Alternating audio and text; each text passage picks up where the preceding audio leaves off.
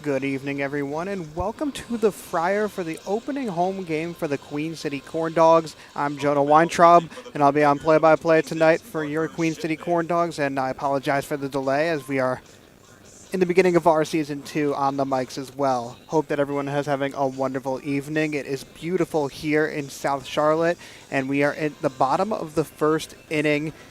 Corndogs and Race City Bootleggers facing off tonight, tied at 0 apiece through a half inning. We'll try to catch you up with what happened. But on the mound for the Bootleggers, is number 26 Parker Shipman.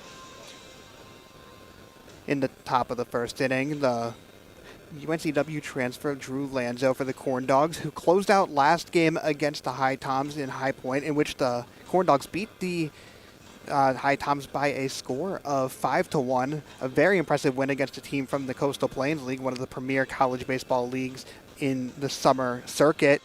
And now Corndogs look to make it 2 in a row against Race City after a nice top of the first inning. The Corndogs will be up to bat, looking to pick up where they left off last time, as they picked up the bats mightily in the bottom of the 8th inning, and that really sealed in the game against the HiToms. A big home run from Tyler Cotto, and now looking to duplicate that success here.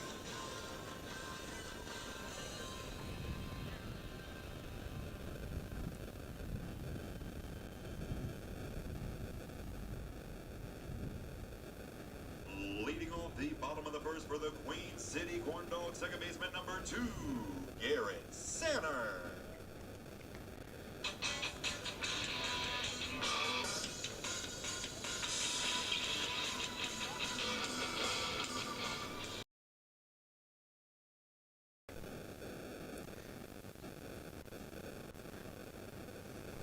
Queen City up to bat to start things off here in the bottom of the first inning. Garrett Sanner, number 2, who had a nice game his last time out, and he lines one right down the middle, and that's going to be a leadoff single for Garrett Sanner, picking up where he left off. As I mentioned earlier, he didn't even give me time to go at it, but Garrett Sanner had a fantastic outing against the HiToms. He had an RBI single in the top of the 7th and was the 9th batter, got promoted to first in the lineup today, and with full runners on a 1-2 count, Sanner had a fantastic score right there.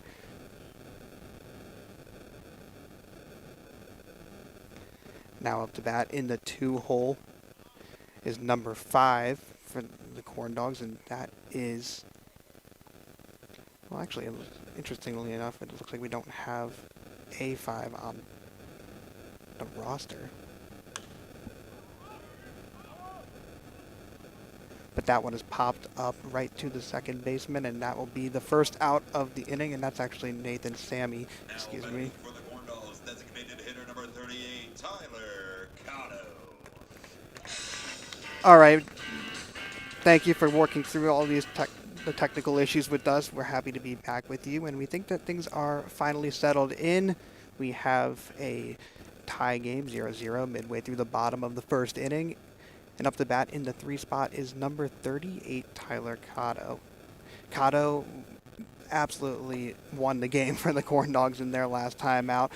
For those who were not aware of the makings of that game against the HiToms, Cotto went 1 for 3 with 3 RBIs, 2 base on balls, and the 3-run homer in the top of the 9th that really sent Queen City back to the Queen City with a monumental victory to start the season, as right there, Shipman unable to pick off Sanner at first. Cotto blasted one deep into left field and Hight-Point to open up the game, really, for the Corndogs, as Sanner is running to second, and he will get there in time, and an overthrow. Sanner might pick up 2 bases here, we'll see, and it looks like he will. So great base running right there by the Corndogs, and Garrett Sanner, who, as we mentioned, is coming off a very nice game, gets to third base, and now the Corndogs have their first runner in scoring position of the contest.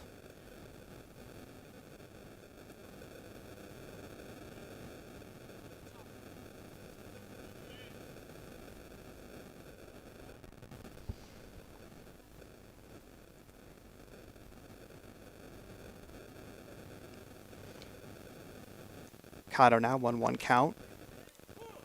Takes a strike looking. Kato, as we mentioned, had 2 base on balls in the last time out. He's one of the older guys on this team. Kato is a rising senior now, and one of the leaders on this team as well, as comes with that seniority. And that one is just outside to the bottom right corner of the strike zone, and so that makes it a 2-2 count. Good eye right there from Kato.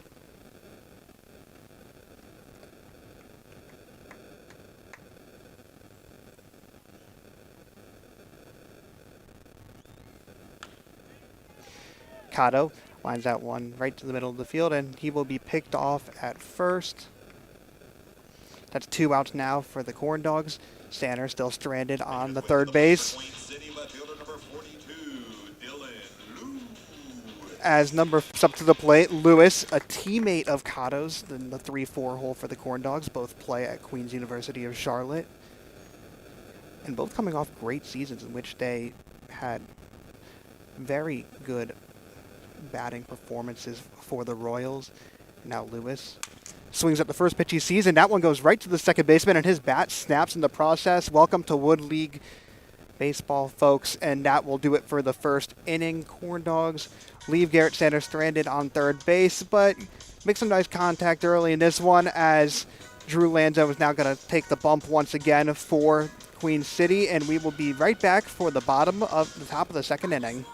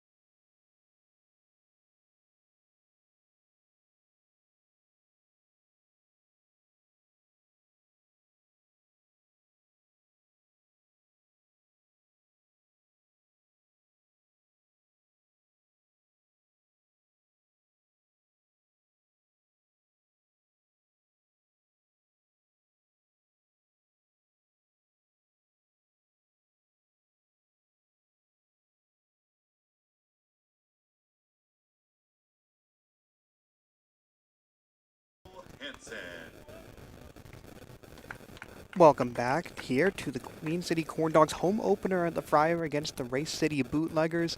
A pitching change early in this one. Could have been seen a little bit though, because Lanzo had 2 innings at the end of last game. And for the early start of the season, the Corndogs and manager Jeff Fluta say that they're going to go for a more team approach, and they definitely did that in their last game as Hansen's first pitch goes strike, a swinging strike right there. And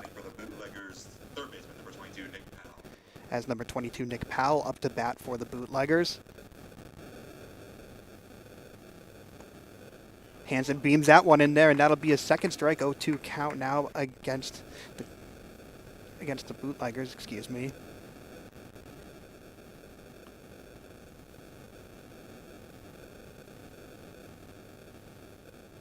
And that is a 3-pitch, 3-strike affair. Hansen makes quick work at the top of the second inning. Making his way to the plate for Race City, designated hitter number 27, Ethan Ball. And now number 27 for the Bootleggers, Ethan Ball, heads up to the plate. Hansen, 3 pitches, 3 strikes so far. Looking good for the Corndogs, and that one just outside the zone, so that'll be a 1-0 count. And Hansen is a younger player on this team. He is only going to his sophomore year at Catholic U of America, where he got some great action in limited run, but that one right there is lasered right in between the outfield, and it looks like he's going to go to second base. Ball will get there in time, so that is a double for number 27, Ethan Ball, excuse me.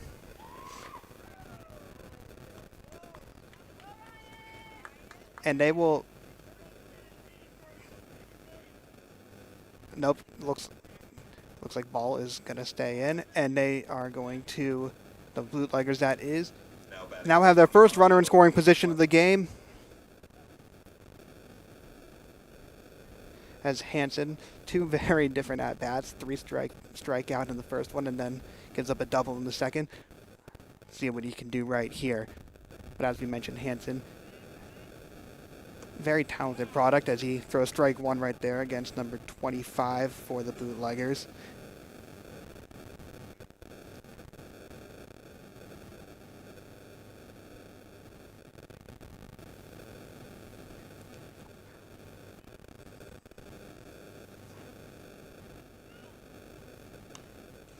That one fouled back, 0-2 count now.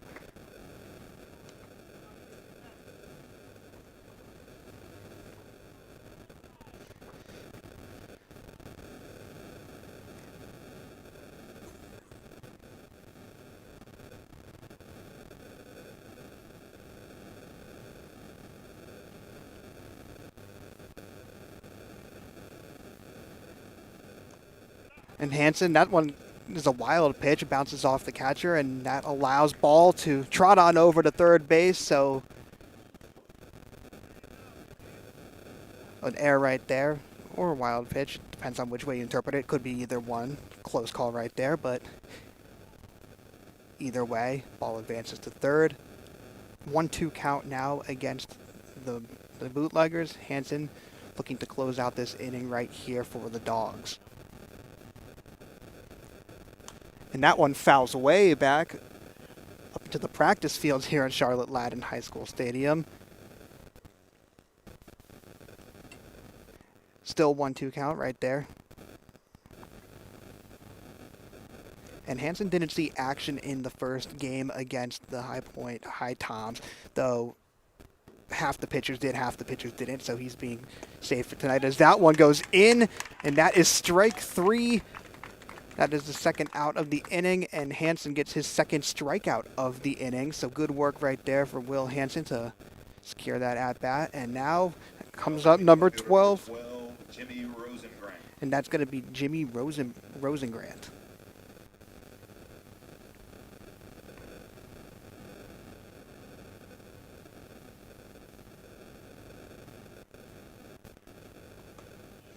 A swinging strike right there from Rosengrant on the first pitch, and right now Will Hansen is dealing on the mound for the Corndogs, looking very solid besides that one double.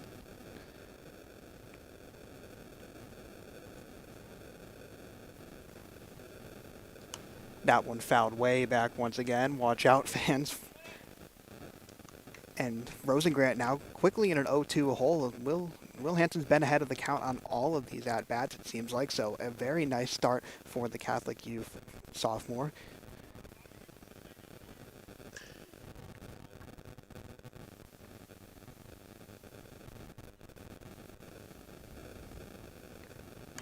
And that one fouled once again, so good job staying alive right there by Rosengrant as he looks to capitalize on the early double in this inning from Ethan Ball and get the Bootleggers their first run of the game.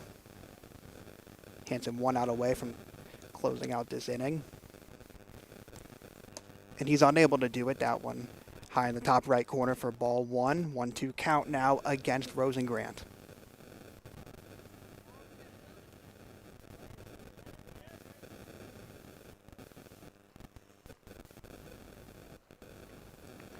That one into the lap of Josh Lilly, who's at the catcher position today for the Corndogs, number 35. Good stop right there by Lilly. Now 2-2 count against Rosengrant.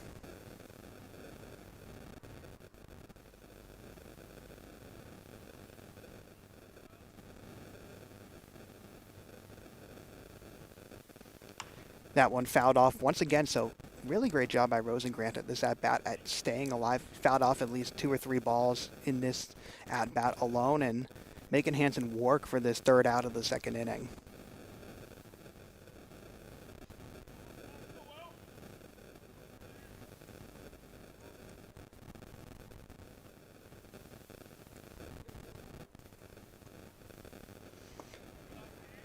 That one into the dirt, or at least to the plate. So now it's a full count against Rosengrant, and once again, really can't overstate how nice of an at-bat this has been for him after falling into an 0-2 hole right here. Hansen winds up, deals that one in, and it's fouled off once again. A long at-bat. Rosengrant making like the Bee Gees and staying alive.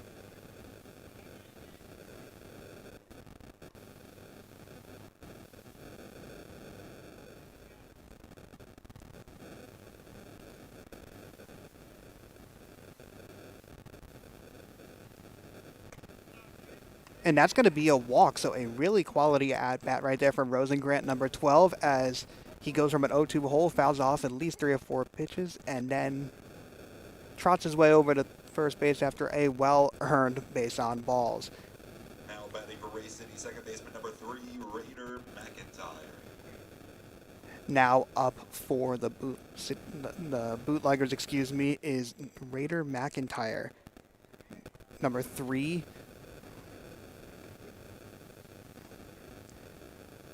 McIntyre watches that one go outside for the first ball. Runners on the corners for the Bootleggers, looking to be the first team to strike in this contest here and maybe look to spoil the home opener for the Dogs here at the Friar. 1-0 count against McIntyre. The runner going, and that one is popped way up, and we will end this inning with a nice play made in the outfield.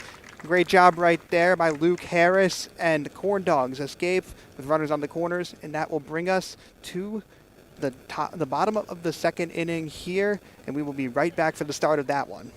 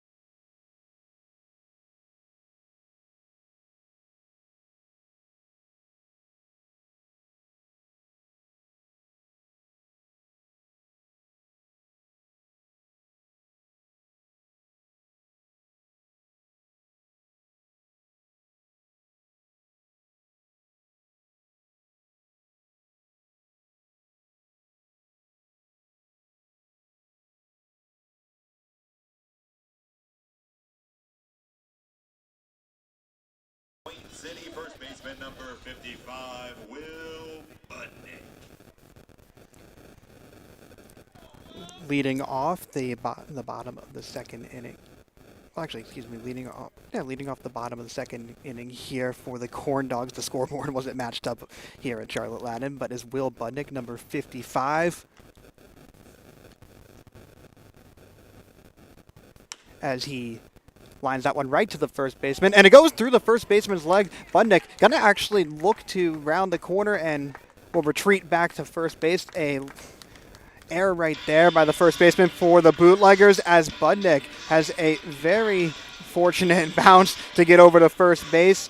Budnick didn't get time to talk about him, but he is one of the other guys in this lineup that plays for the Royals at Queen's University, and actually, it's the 3, 4, 5 in this lineup that plays for Queens, but we can get into that later. As number 13, Luke Harris, who made that great play in the outfield to end last inning, is up to bat right here with a runner at first. That pitch drops into the strike zone. Great job right there by number 20. Looks like it's still... Is it still Shipman on the mound? I believe so. 0-1 count now.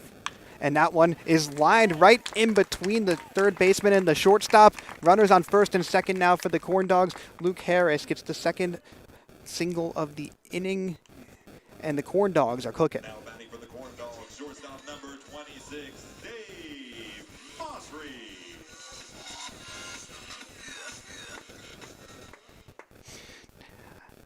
Now up to bat for the Corndogs is number 26, Dave Mosry, as the catcher for the Bootleggers is going to meet with his pitcher on the mound to discuss some things here, as the Corndogs have gotten off to a nice start here in the bottom of the second inning.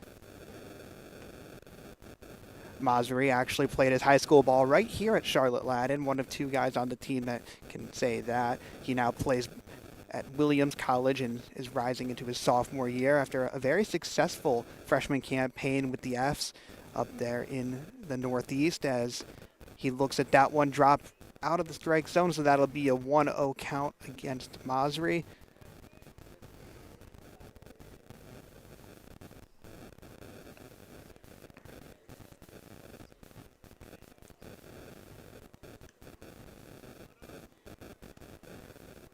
Mosry makes great contact with that one, and that's going to bring in some runners. That is going all the way to the far left field as Mosry brings in two, gets the double right there. Dave Mosry with a 2 RBI double.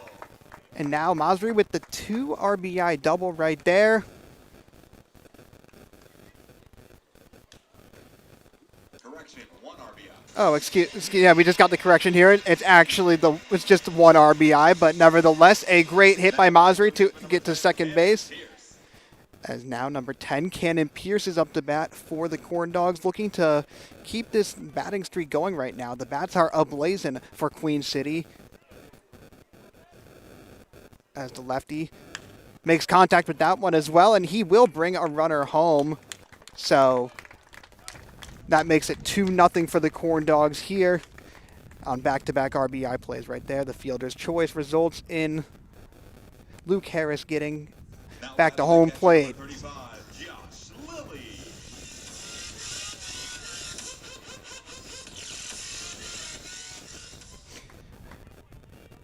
Josh Lilly is up to bat right now for the Corndogs, number 35. He has runner on third base and can look to bring in another RBI for the Corndogs in this inning where they've had great success with the bats here.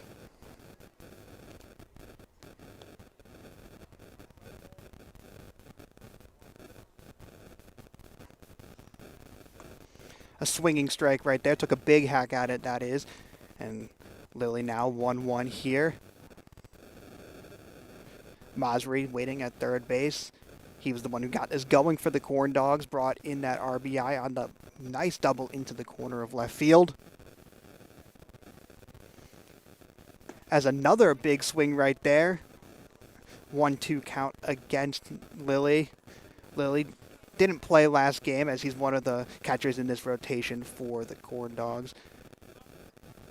And obviously he's behind the mound tonight, behind home plate tonight, sorry, for the Corndogs in their home opener, as he is down 1-2 in this count.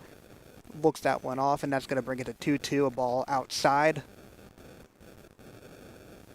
for Parker Shipman. Looking to escape this inning with at least not too much damage done. He's 1 strike away from doing that right now. And that one trickles and goes fair, and good play right there by Shipman. That one was going to just stay put.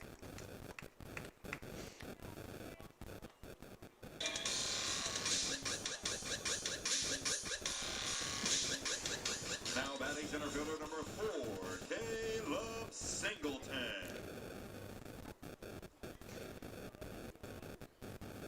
And now we're at the bottom of the lineup for the Corndogs here, as that one brings in a run on the last play. So 3-0 lead for Queen City as Caleb Singleton up to bat. That's 1-0 count against Singleton, who had a who led off in the last game against the Hight-Toms for the Corndogs.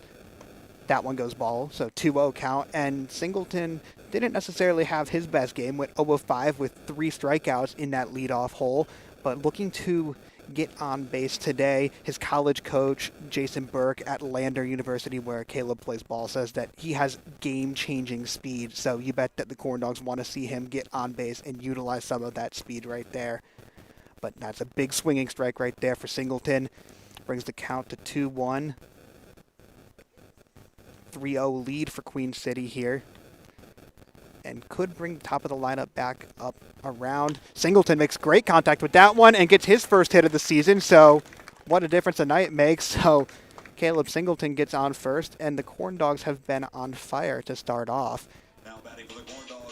In fact, 1, 2, 3, 4, 5, 6 Corndogs have got on base here, and that's not even including some of the Corndogs who have made plays with RBIs and fielder's choice situations. So we're at a situation now where Garrett Sanner, who had a leadoff single to start this game off, is back at the top of the order here, looking at his second at-bat.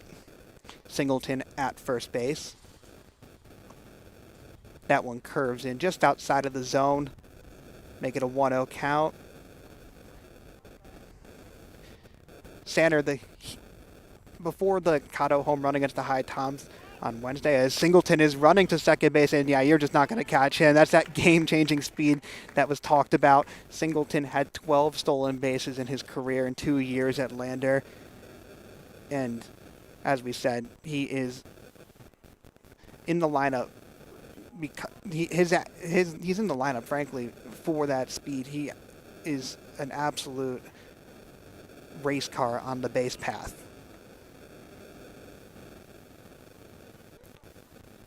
Sanner fouls that one back.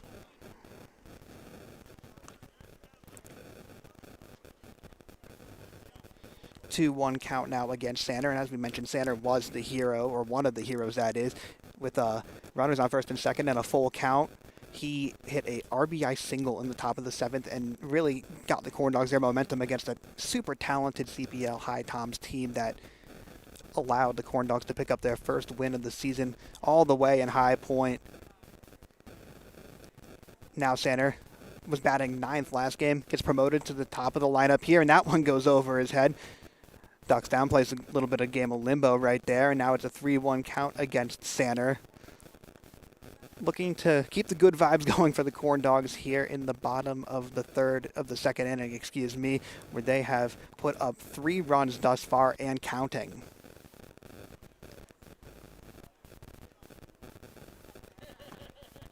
And that will be a walk.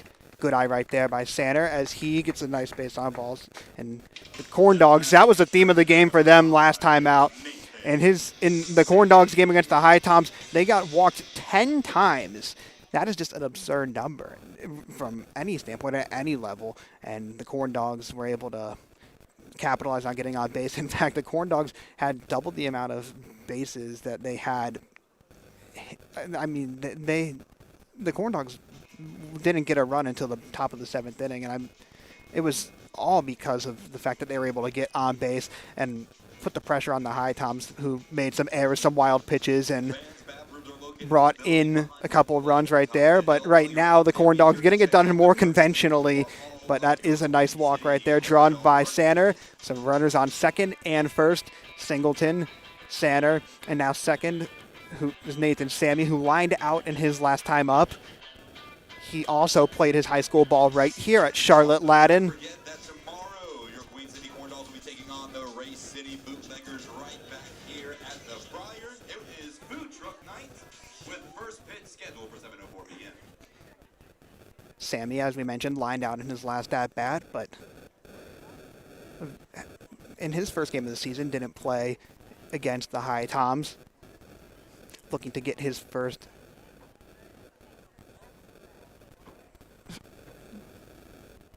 well, that looks like a Singleton had Shipman looking back and maybe could have been something, but now Singleton's running. That pitch just kind of squeezed out of the glove of the catcher right there, just popped out like a piece of toast in a toaster, and lo and behold, the the corners are now covered by the Corndogs, and Sammy has a chance to continue this hot bottom of the second inning for Queen City.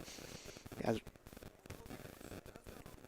Sammy drills that one into the outfield, but it looks like it's not going to be far enough, and it is secured by the Bootleggers. Great contact right there by Sammy, but not enough, and that will bring us to the third inning with a 3-0 lead for your Queen City Corndogs. We will be right back for the start of the third inning.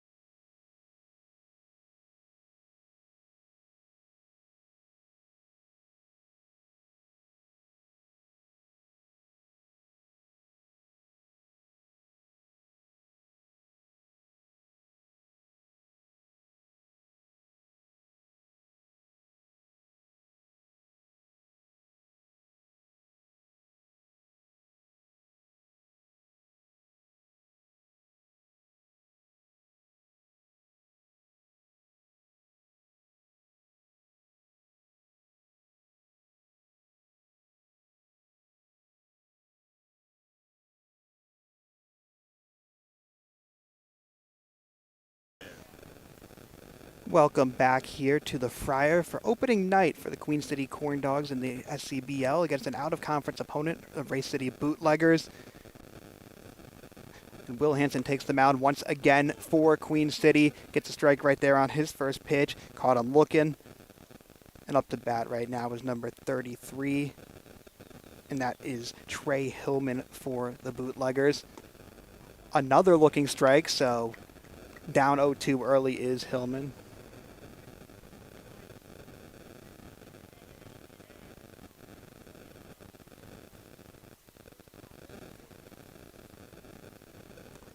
And that one goes into the dirt. 2-1-1-2 count, against Hillman. Good stop right there by Josh Lilly behind the diamond.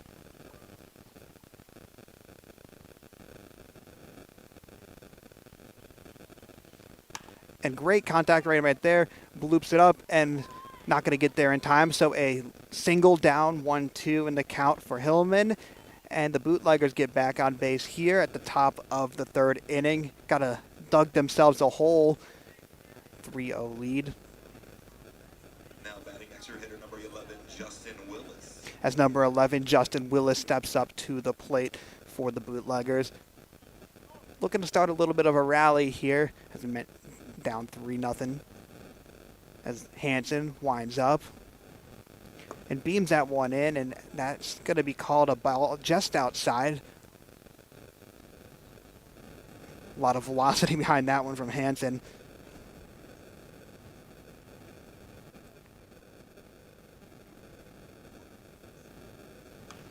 That one fouled off right there.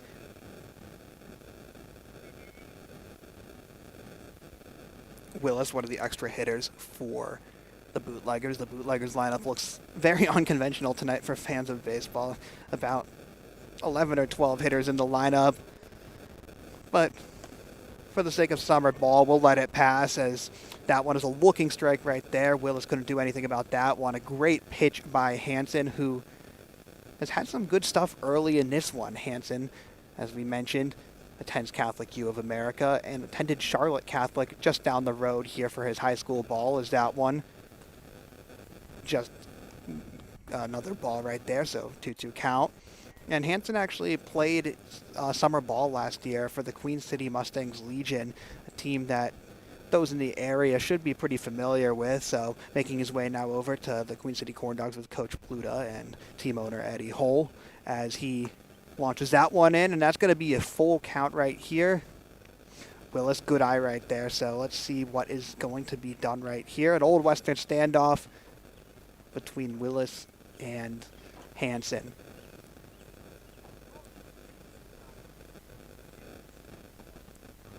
Hansen loads up. And that one is a strikeout right there. Willis started moving to first base, but the umpire had different plans, and so did Will Hansen, who gets another strikeout, which brings up first baseman number 34, Brandon Johnson.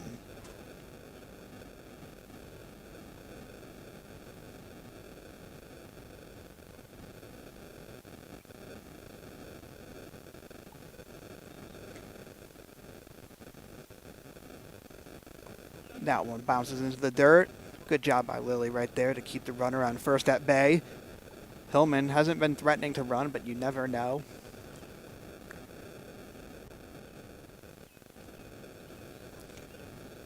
As Brandon Johnson now looks to ignite this Bootleggers offense here in the top of the third. And that is a big hack right there, and Hansen got him whiffing. 1-1 count already, so let's see what Hansen can do. Hansen, as a freshman, made 2 starts for Catholic U, and in those 2 starts, he posted great numbers. He had 8 innings pitched and only allowed 2 earned runs in those 8 innings, as that one is a ball just outside. And in those 8 innings, he tossed 13 strikeouts. So Will Hansen has the stuff, and you can see it on display tonight right here, as the Bootleggers have been caught down in the count quite a bit. Hansen winds this one up, and that one is a strike inside, so a nice pitch right there by Hansen, right on cue, as it's a 2-2 count here with 1 out in the top of the third.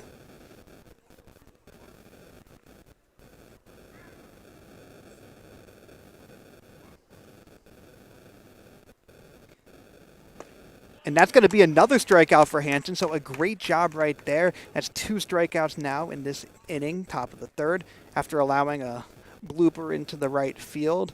Hansen has bounced back nicely, which brings up number 23 for the Bootleggers. And that's Michael Carroll for the Bootleggers.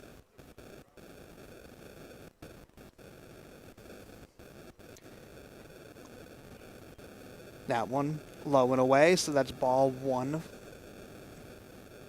Hansen looking to put away the Bootleggers here in the top of the third and keep the momentum going for the Corndogs, as they had a fantastic bottom of the second inning, and Hansen looking to build off that momentum. That one is high, but Lilly was prepared for any runner right there at second base. Make it a 2-0 count right now.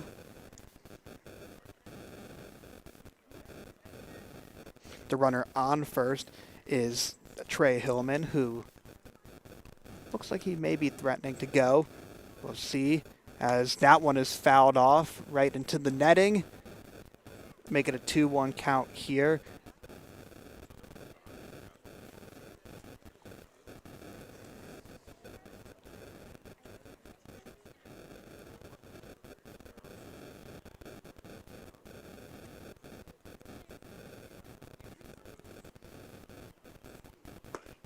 That pitch low into the outside from Hansen. 3-1 count now.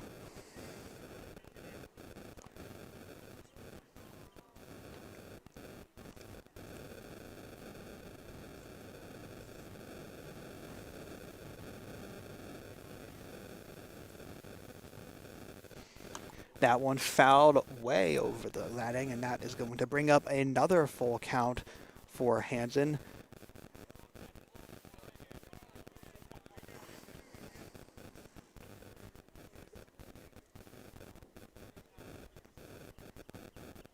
Hansen looking like better than a sophomore after his first year of college would.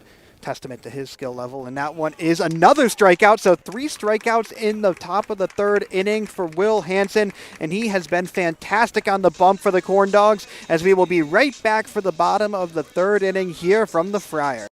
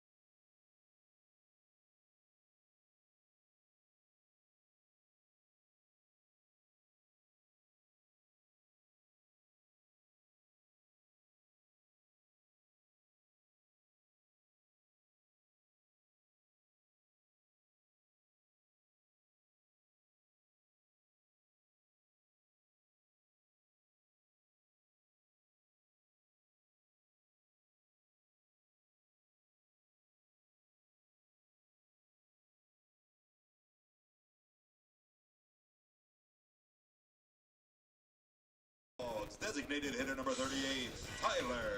Welcome back, everyone, to the Friar for opening night here with the Queen City Corndogs. I'm Jonah Weintraub on the call.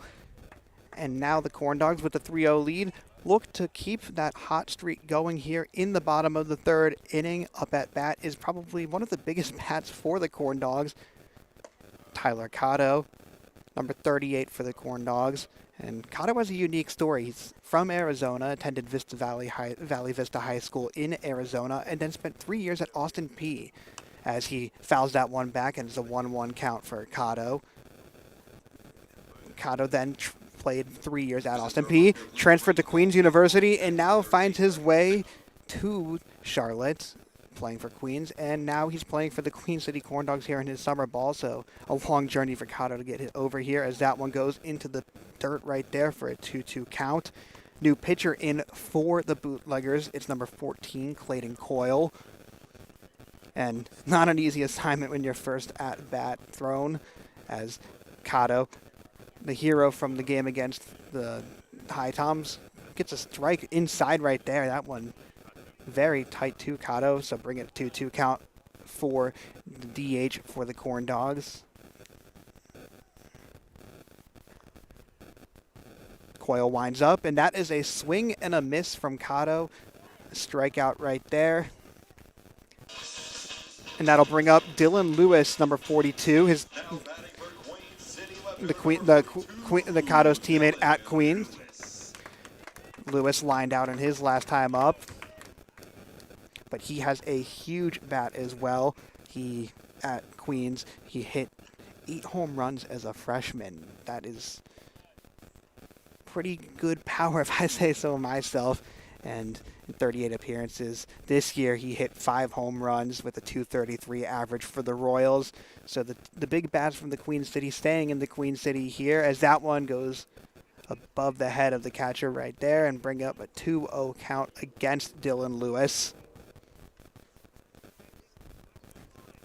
But unlike Cotto, who made his way all the way from the West Coast, or at least the West Desert, Lewis, as that one once again goes high, 3-0 count against Lewis. Lewis is from the Queen City, attended Ardrey High School, local kid, and stayed home for college, where he's had, as we mentioned, great success for the Royals in 2 years as being a very fantastic slugger, plays outfield, and entering his junior year. Lewis, in his last outing, went 0 for 4 with 1 base on ball, as the Bootleggers going over a game plan right here.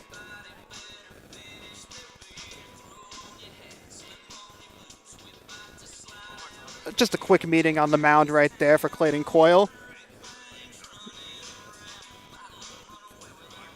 Dylan Lewis looks to take advantage of the favorable count right here, and we'll see how he can handle that 3-0 count. And 1 out as Coyle. That one goes high and away, so 4 pitches, 4 balls, and Dylan Lewis makes his way to first base.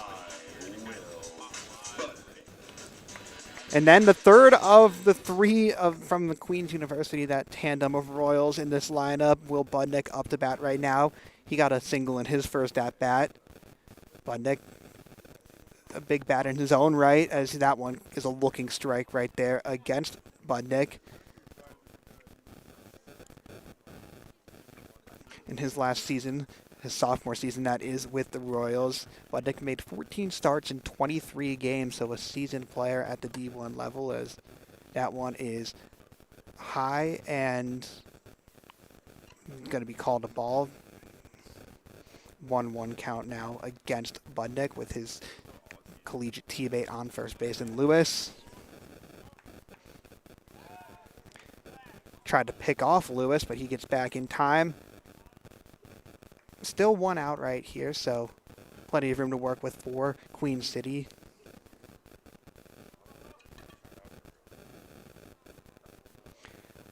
And that one goes down and away, and Lewis able to get over to second base. Nice play right there for Lewis.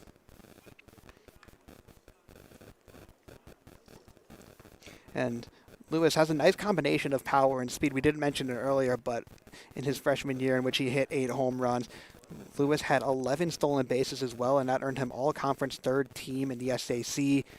So really just a great offensive weapon overall is Lewis. As that one goes down into the dirt again. A nice play made by the Bootleggers to avoid the wild pitch right there. And a 3-1 count against Budnick, who had a pretty quiet outing in his last time out. He had 1 hit for the day, but also had 1 strikeout, and really, for a batter of his caliber, had a quiet day. But he takes a big hack at that one, and it's going to be strike 2, full count against Budnick right there. Budnick went for the fences right there, and can't blame him with the count, as Coyle looking to gain some momentum here.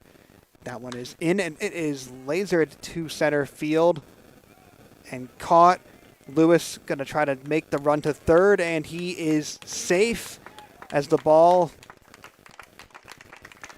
Yeah, that's actually a wild pitch, right? Well, not a wild pitch, a wild throw that goes into the dugout. So Lewis, by virtue of the ball going out of bounds, gets about as easy as a run as he'll ever have. So Lewis makes the lead 4-0 and trots his way to home base.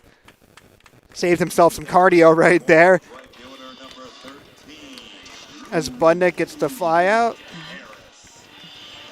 And now that brings up Luke Harris, who had a single in his first at-bat for the Corndogs tonight, number 13. Harris had 1 walk in that win against the Hight-Toms earlier in the week. Ended up being quite important.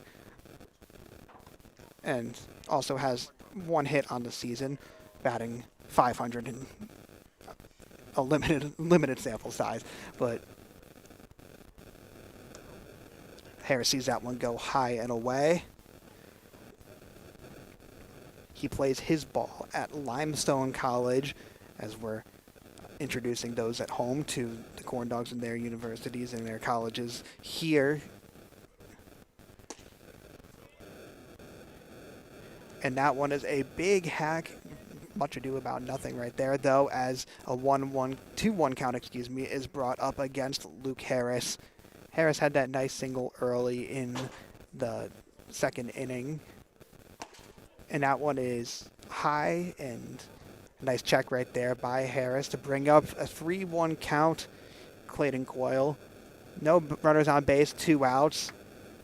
A lot of room to work with for him as he winds up and deals that one up and away. That is a nice play right there for Harris, so he gets on base, and another Corndogs runner on the path. Now batting for Queen City, shortstop number 26, Dave Mosry. Now, number 26, Dave Mosry, back up the bat. He was the catalyst for the runs early in that second inning. He had a 1 RBI double all the way to the left corner of the field. Made great contact with that ball. And as we mentioned, taking a strike right there, Mosry is quite familiar with this field. Played his entire high school career at Charlotte Ladin. A lot of tread on these tracks for Mosry.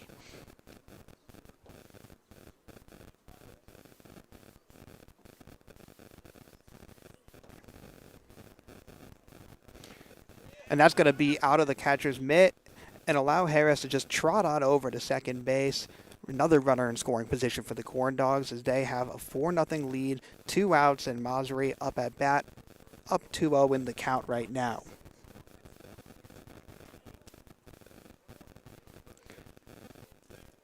Mosry's double was a pleasant sight for him, to say the least, after having 2 strikeouts and going 0 for 3 against the Hight-Toms earlier in the week.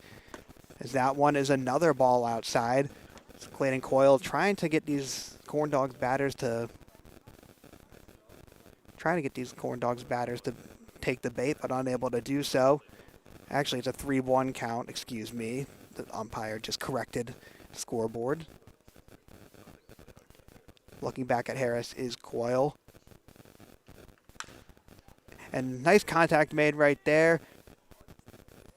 And that's going to be the 3rd out of this inning. Mosry unable to get to first base in time.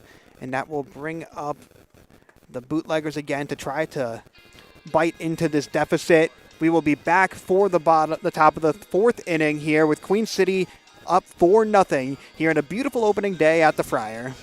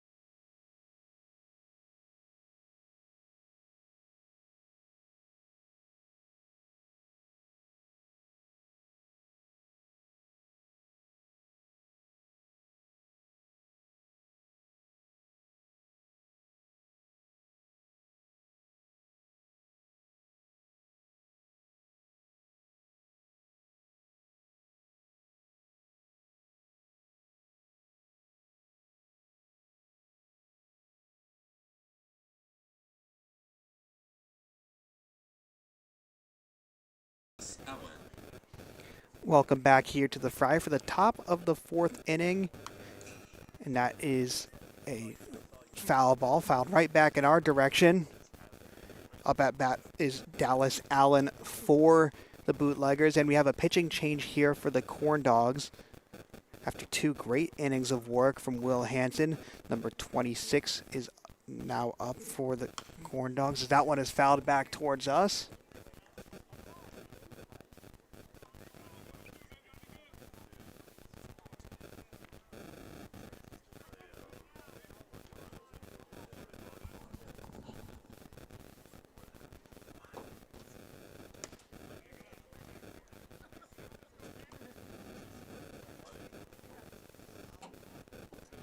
One-two count now against Dallas Allen.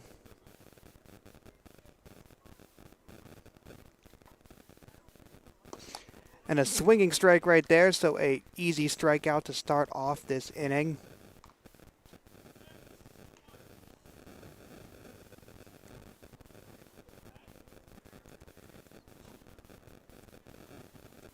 Now batting for the Bootleggers, the catcher number 6, Eli Snodgrass.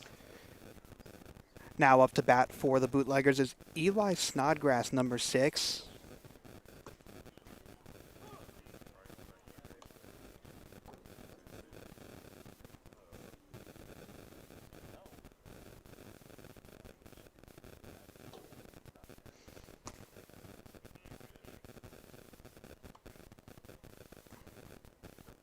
One count now as Harrison Wilson is in the game on the mound. Had to figure that out real quick, so apologies there. And that one is fouled. That one might be into the river right there. A little bit of a creek for those of you who are unaware of the Charlotte Latin campus makeup. So unless someone wants to go for a nice summer swim, it looks like that ball may not be coming back.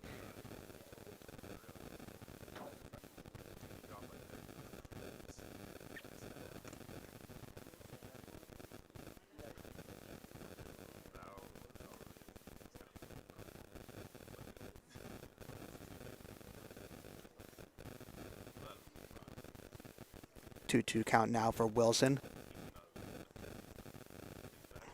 And that one lasered in, but it's going to be a ball, so a full count now here for Snodgrass.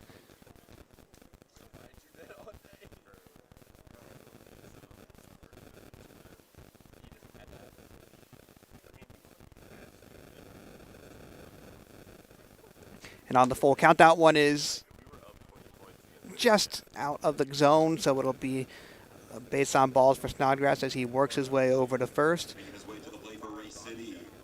Third baseman number 22, Nick Powell. And now number 22, Nick Powell, who's at third base for the Bootleggers, stepping up to the plate.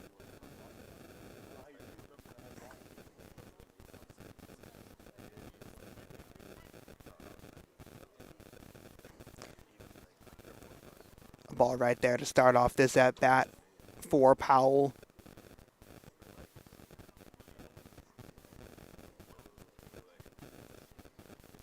Sun setting here as we've reached just over 8 p.m.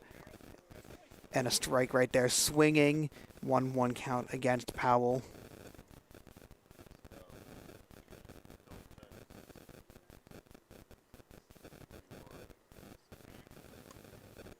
And Harrison Wilson tries to check that runner at first.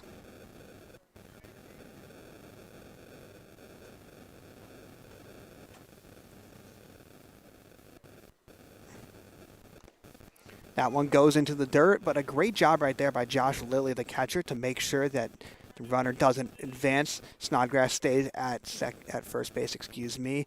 Brings up a 2-1 count right now for Harrison Wilson.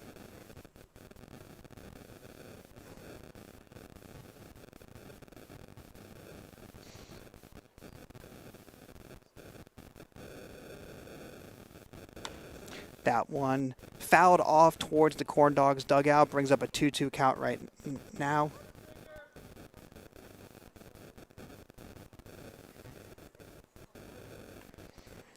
Wilson working on one out. Wilson in his own right is a talented pitcher. We haven't gotten into him much this inning, but Wilson from Fort Mill, South Carolina, just nearby across the border, as that one is in for a strikeout, and that's the second strikeout of the inning. The Corndogs, as a unit, are dealing on the mound right now. And that brings up Ethan Ball, the designated hitter for the Bootleggers, who had a really fantastic double earlier in the game. As the Bootleggers making a change right here, taking out Snodgrass and bringing in a runner that looks to be determined, so that's the most we can give you right now. But going back to Wilson, he's a pitcher from Catawba Ridge High School in that South Carolina area, right across the border. Big pitcher right here, 6'3", 215, and this coming off his freshman year at Winthrop.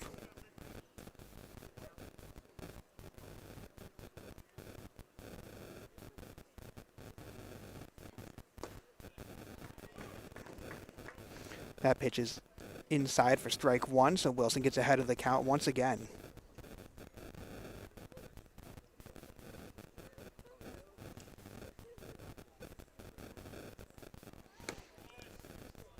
Another strike for Wilson right there, and 2 strikes, 2 outs. Corndog Nation, I'm gonna hear you make some noise.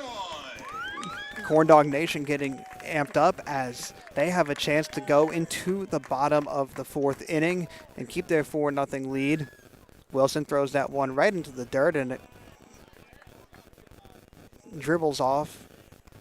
It's picked up by Josh Lilly. Disaster averted right there.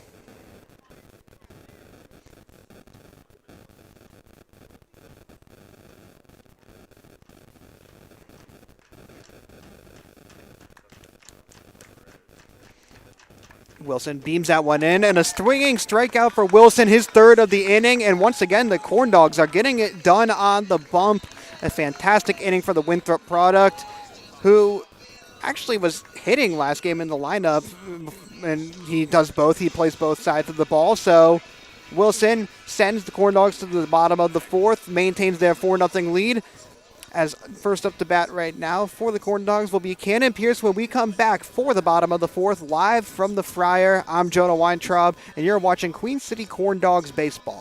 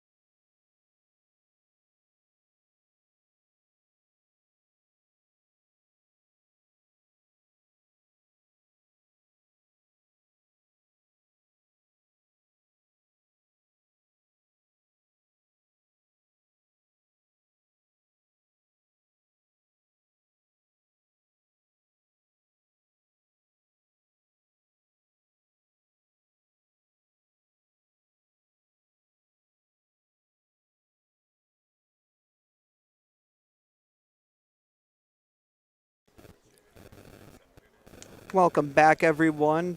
For those of you who are just tuning in, a 4-0 lead for the Queen City Corndogs here, entering the bottom of the fourth, and Cannon Pierce up to bat.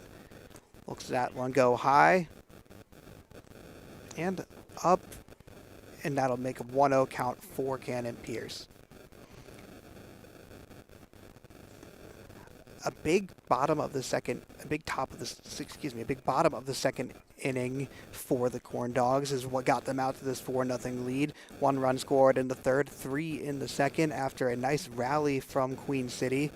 Cannon Pierce launches that one, and that looks like another river ball from our vantage point over here. Pierce, one of the few lefties in the lineup for the Corndogs, blasted that one out of play, but great contact nevertheless for Pierce.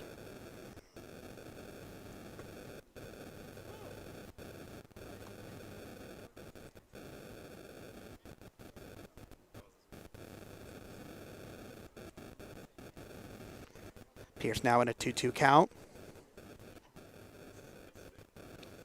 And that one grounded right to the second baseman, and that's an easy routine play for the Bootleggers. Pierce, who hit a single in his first at-bat, gets a ground out right there, and that brings up Josh Lilly, number 35, the catcher for the Corndogs, who grounded out in his first at-bat, looking to improve upon that result right here. Lilly is a 6', 200-pound rising junior from Lancaster, South Carolina, who plays at UNC Lancaster, so staying quite close to home for his college ball, as looks that one up and away, taking ball 1. 1 out here, no runners on base for the Dogs in the bottom of the fourth inning. That one up and away again, 2-0 count for Lilly, who attended Buford High School in South Carolina. Now, as we mentioned, attending USC Lancaster, and hit 314 games, but his real bread and butter is behind the plate, where he had a fielding percentage of 98%, so a super talented defensive catcher for the Corndogs, getting his first start of the season in a rotation. It looks like that will feature a few guys behind the plate for Queen City, as a big hack right there from Lilly results in a 3-1 count right here. Lilly looking to get on base for the first time this season, as that one is lined right into the outfield, goes between the second baseman and the shortstop, and that one is going to be, as we mentioned, the first hit in general for Lily on the year. So a nice single right there for Lily to get on base and give the Corndogs their first runner of the inning.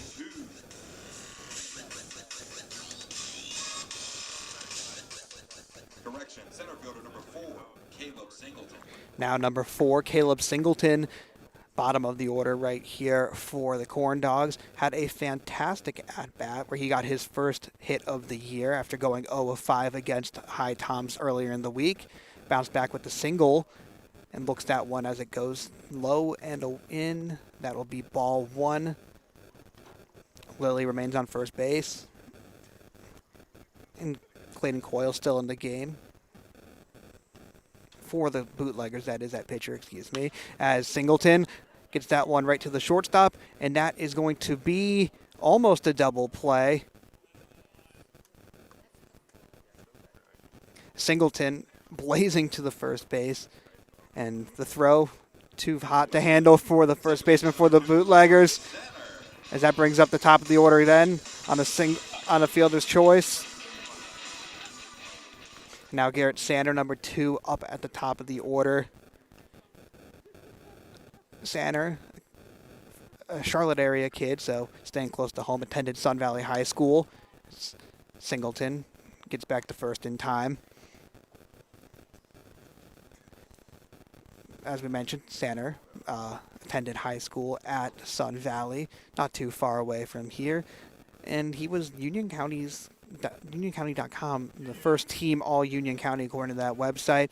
And before he played his college ball last year, his freshman year at Lenore-Rhine, where he saw limited action, but looks to be a bigger part of that program going forward, as he is only going into his sophomore year, one of the younger players on this Corndogs roster. Sander now working with a 1-0 count. Singleton is going to go, and Singleton is not going to be caught in time. That looks like that's too easy for Singleton as he gallops his way to second base. Gives Sander some breathing room here with 2 outs in the bottom of the 4th inning. Clayton Coyle trying to escape the inning without any damage done, and keep his Bootleggers within striking distance here.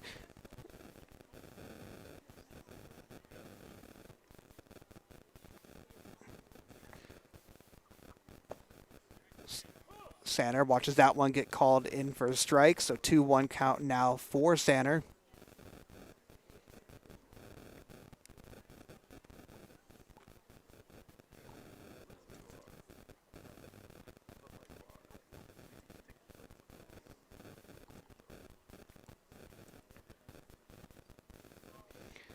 Coyle launches that one in, and Sander fouls that one off way back and away. Top of the order here for the Corndogs. Sander in his 2 at-bats has got it on first with the leadoff single and then got walked later in the contest. Sander so far through his first game is batting 2 of 3 on the year with 2 hits and an RBI, as that one is curved in and above Sander's head. 2-2 count now. 2 outs. Coyle looking to escape the inning. Singleton on second base. As mentioned earlier, he is an absolute threat with his legs, so we'll see if head coach Jeff Pluto wants to send him to third. Coyle cognizant, launches that one in, and that is going to be called... Well, that's going to be called a strike. Sander watches it looking. Singleton went to third anyway, but no purpose in doing so right there, as we reach the top of the 5th inning here for the Corndogs, and a nice job by Clayton Coyle right there to escape that inning with no runs given up. And now the Corndogs back on defense with Harrison Wilson, and we will be back for the top of the 5th inning in a short moment here. You're watching the home opener for the Queen City Corndogs.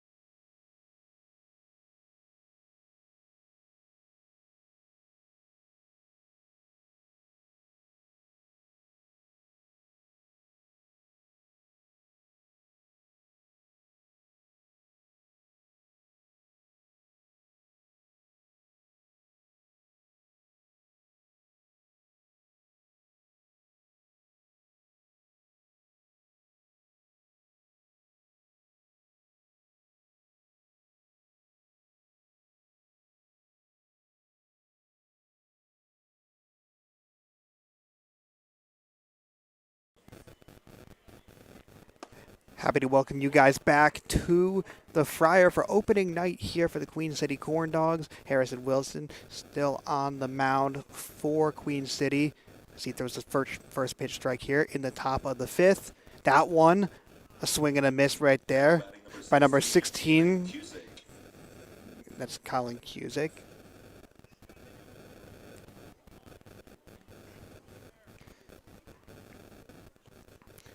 And 3 pitches, 3 strikes. Quick work of the leadoff in this inning for Harrison Wilson, who has 4 strikeouts already in just an inning and change of action.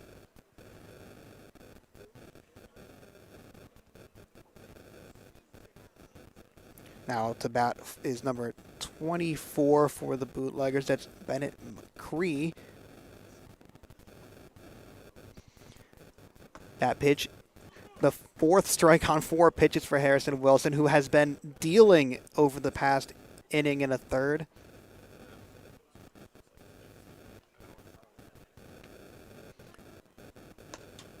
That's the first ball of the inning for Wilson. Had to happen sometime, right? So McCree now working with the 1-1 count. No runners on base for the Bootleggers. And that one curves in. A really nice off-speed pitch right there from Harrison Wilson to bring the count to 1-2.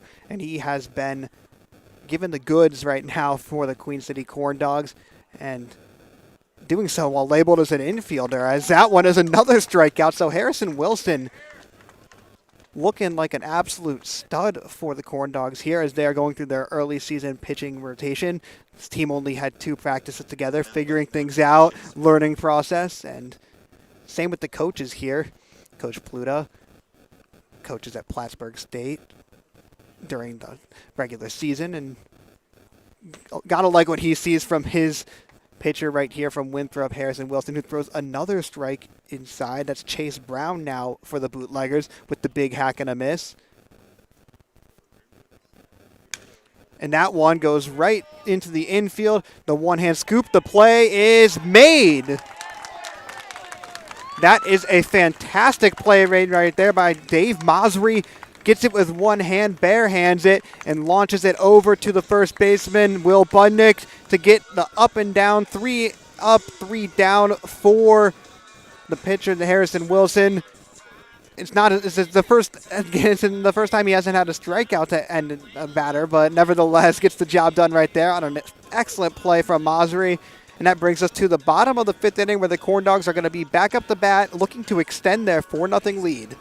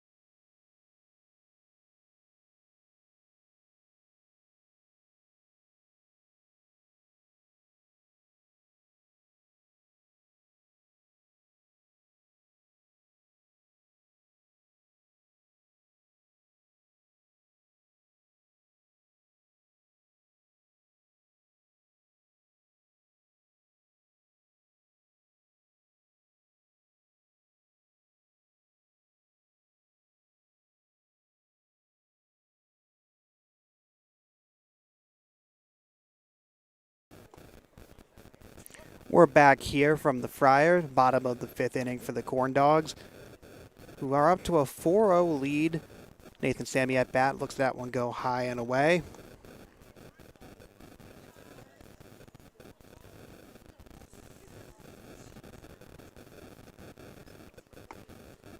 That one's going to be in for a strike, and a new pitcher on the mound for the Bootleggers. That is going to be, excuse us, Trey Hillman on the mound, number 13.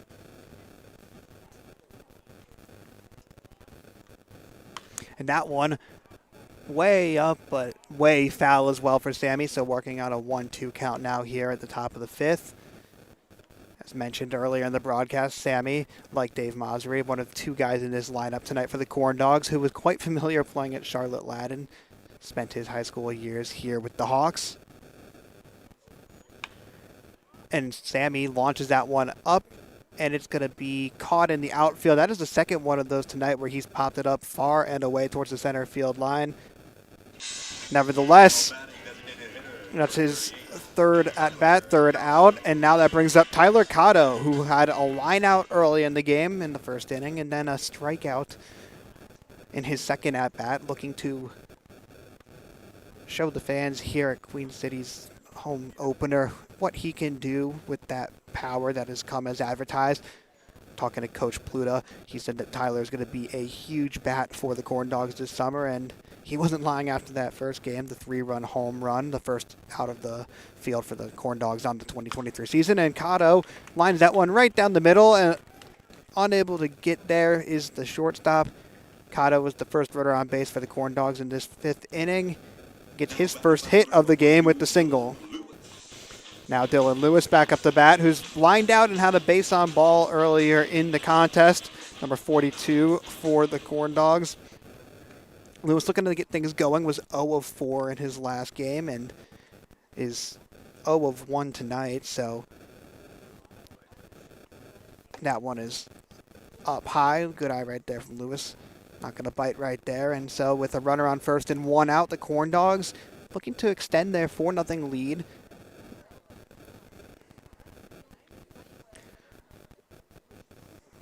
Lewis makes contact with that one, but it dribbles its way towards the dugout for the Corndogs. Make it a 1-1 count now for Lewis.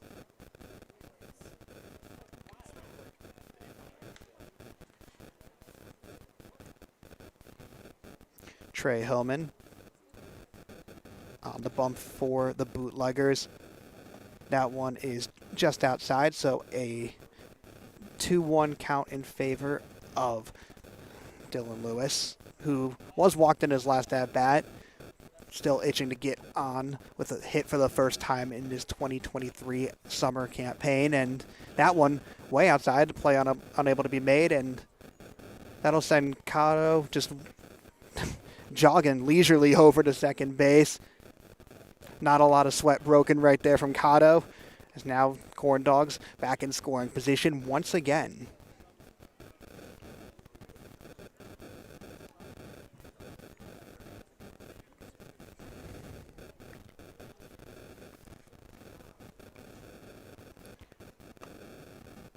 And that's going to be a walk. Lewis with his second consecutive base on balls. So good job in the box for Dylan Lewis. As Will Budnick comes up to bat for the Corndogs. And I'm going to play into this narrative as much as I want to, but there's 3 guys from the same school playing on the same summer team, going back to back to back in the lineup. 2 of them on base. One of them looking to get on base or advance the others. Budnick had a pop out in the second at bat after having a single in his first time up at the plate, as that one is just inside, so it'll be a ball 1 against Budnick. 2 runners on base, 1 out, and a lot of room for the Corndogs to work with. Feel like they might be on the verge of blowing this game open with a couple big hits. Budnick looking to be the beneficiary of that, as that one is right above my head and way out of bounds. Brings it to a 1-1 count now for Budnick, the lefty. A quick stoppage right here as a ball ran away from the Bootleggers dugout all the way to behind the stop. So actually, it looks like it just came from the bullpen, which is along the right field side. So Now back to your regularly scheduled programming as Budnick sees that one go low and away. 2-1 count on Budnick right now, who attended South Meck High School. And so, once again, another Charlotte kid very close to the area, playing for a team in Queens that is right down the road here in the Queen City. And that one just outside. 3-1 count against Budnick. And Budnick had batted 241 with 16 RBIs in his sophomore campaign with the Royals. Looking to translate that success to the summer season as that one is lined out into the outfield, and that is probably going to look like, yeah, that's bringing 2 home. So Budnick gets over to second base, and that brings home Cotto and Lewis.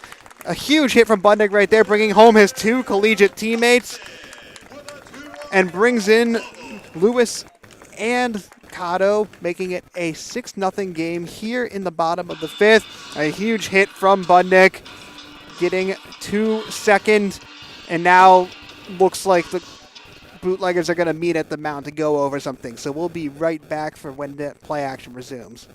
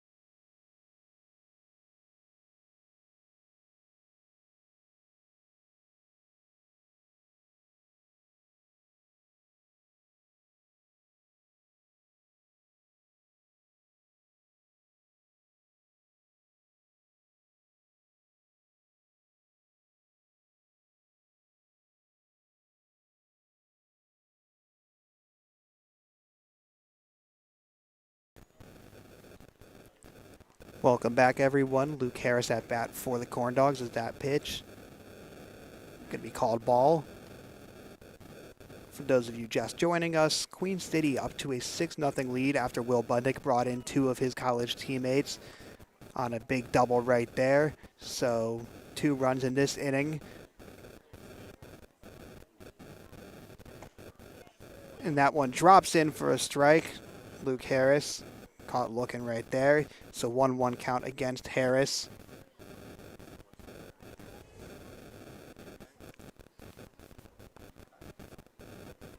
So far in this game, Harris has a single and got base on balls. So a nice couple of at-bats for Harris, looking to continue that success. And takes a big swing at that one, but comes up with nothing. Now 1-2 count with 1 out. Budnick chilling out at second base.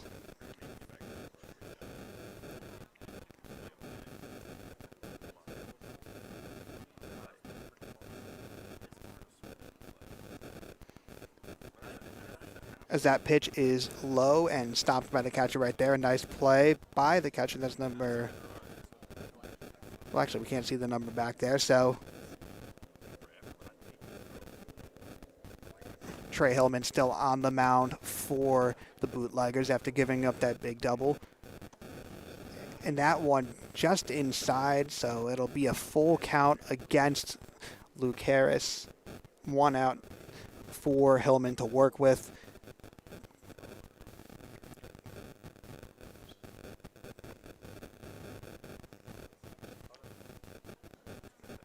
Hillman looks back, winds up, releases, and that's going to be a base on ball. So send him over, Luke Harris, with his second walk of the game. And that continues the trend of the Corndogs getting on base by being walked. So far, the Corndogs have gotten on base 1, 2, 3, 4, 5 times via walks, and after doing it 10 times against the Hight-Toms earlier in the week. Really showing that this team has great presence in the batter's box. Runners on first and second now. And that one is hit by Masri way up into the outfield. Looks like it's going to be caught by the center fielder, and Budnick is not going to go. So good contact right there by Masri, but unable to come up with anything there. And that brings up Cannon Pierce, who's at third base, number 10, with his third at-bat of the game. Runners on second and first with 2 outs. Hillman looking to get out of this jam right here after allowing 2 runs earlier in the inning. That one high and away, and Cannon Pierce, after having 2 base on balls in the last game, and looking to continue his success today. He's had a single and a ground out. Pierce is just coming off his freshman year at UNC Asheville,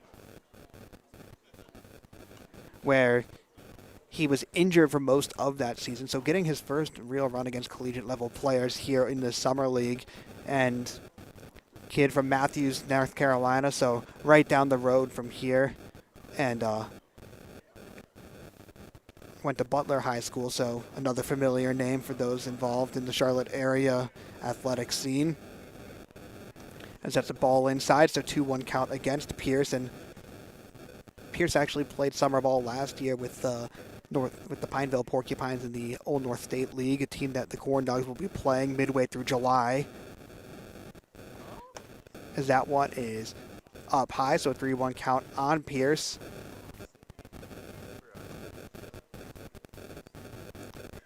And it looks like the Bootleggers are going over some sort of equipment issue. So we will be right back after that. So quick break here from the Friar. Corndogs up 6-0 in the bottom of the 5th.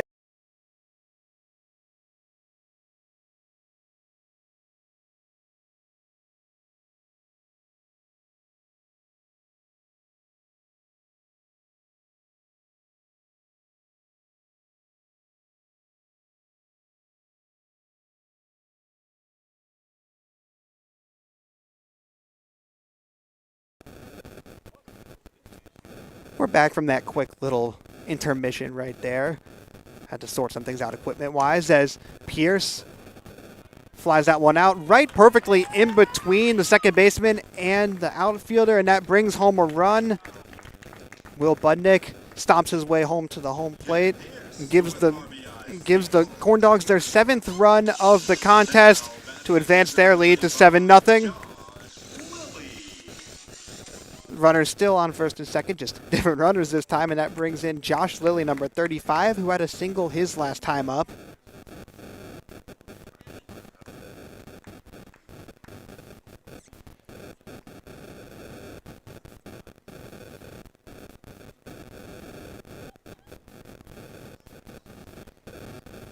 And that's going to be a hit by pitch right there. Josh Lilly just got drilled on his hind side, so that'll bring up Caleb Singleton for his 3rd at-bat of the game, and he has a chance to do some more damage here in the bottom of the 5th inning. Corndogs with 2 outs, runners on each base. Bases completely loaded for the Corndogs. Singleton so far has a single and a fielder's choice, as that one is foul, opposite side, and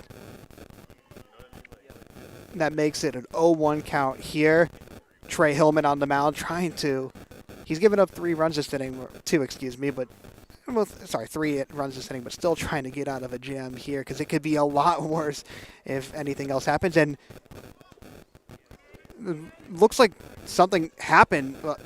Well, I in a very odd way, I guess, Luke Harris was signaled to steal home plate, but the result of that was as expected with trying to steal home. So that'll end the 5th inning and bring us to the top of the 6th, as we will be back for that top of the 6th inning here with the Corndogs having a 7-0 lead. We will be right back here from the Friar.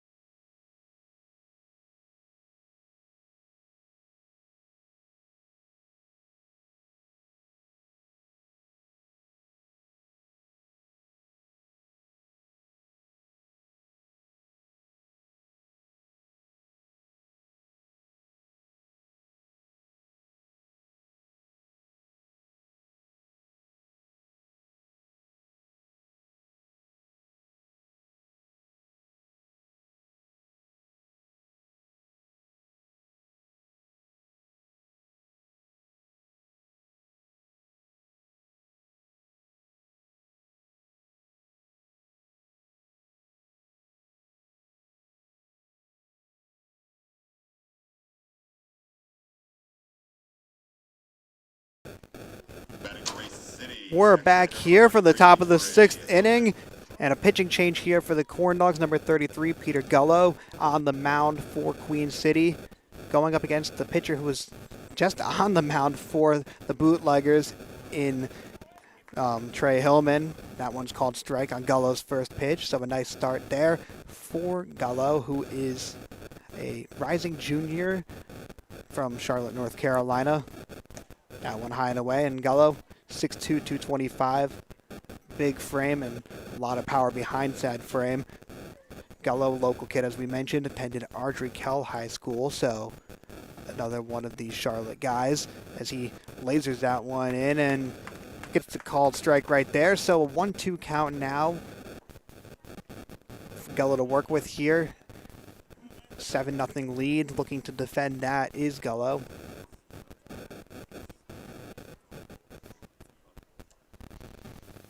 And that one lined right into the infield. The play made by the second baseman, Garrett Sanner. Just tosses it over to Will Budnick and gets the out for an easy first out of this 6th inning.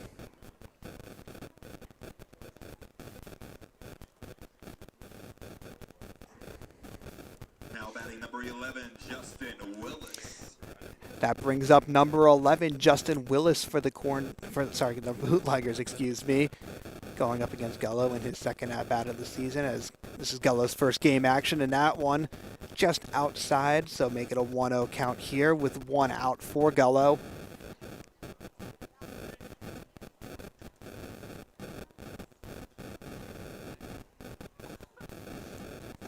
A big swing and a miss right there after Gullo got the strike right there low in the zone.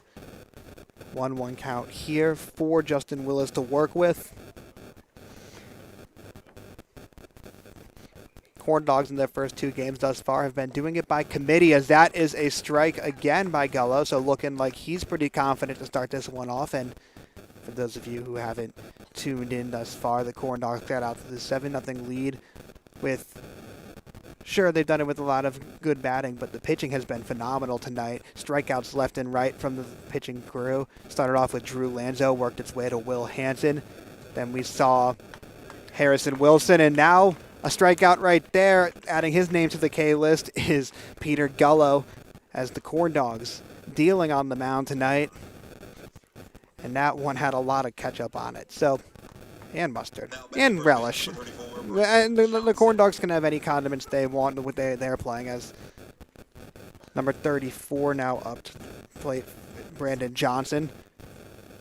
Gullo looking to end this inning on a high note, as that one is just outside. A lot of velocity behind it, but not quite in the zone for Gullo. Make it a 1-0 count. That one at the feet of Johnson.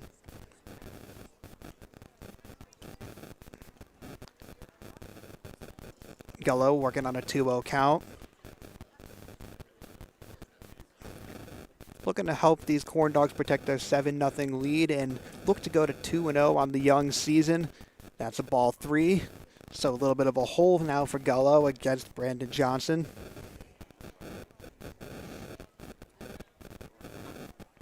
And then another ball working its way from one of the bullpens.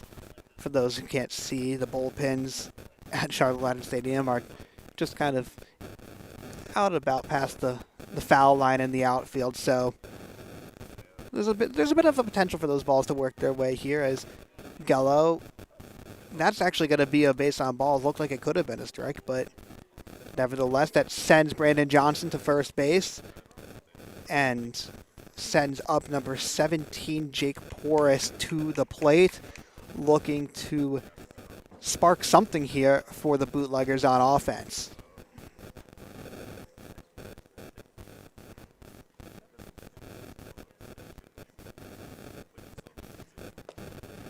That looks like it's, yeah, that's going to be a strike right there.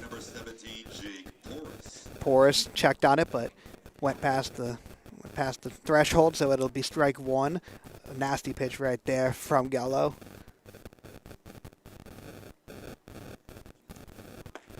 A big swing right there for Porce again, and quickly in an 0-2 count. Run around first and 2 outs here. 2 outs, Corndog Nation. Let me hear you make some noise. As Gallo looking to close out this 6th inning on a high note for the Corndogs. And does exactly that.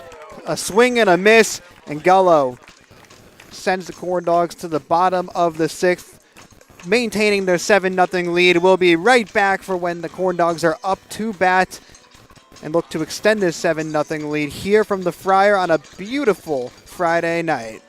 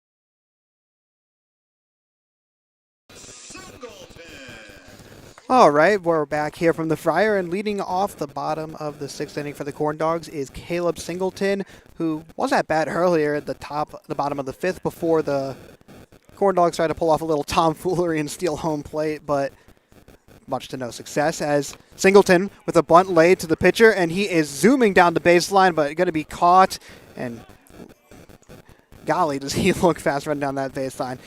Now batting second baseman number 2. On a still, nevertheless, as we're in awe of that speed right there from Singleton, the blazer for the Corndogs. He did get called out, so that's the first out of the inning for the Corndogs. So now back to the top of the order right here for Queen City, bringing up Garrett Sander, who has had one single as a leadoff and struck out in his last at bat. Sander watches that one go out of the strike zone, so that's ball 1, 1-0 count. Most dangerous part of the Corndogs lineup coming up here, if Sander and squad can get some momentum going, and that's the last thing the Bootleggers won, already down 7-0.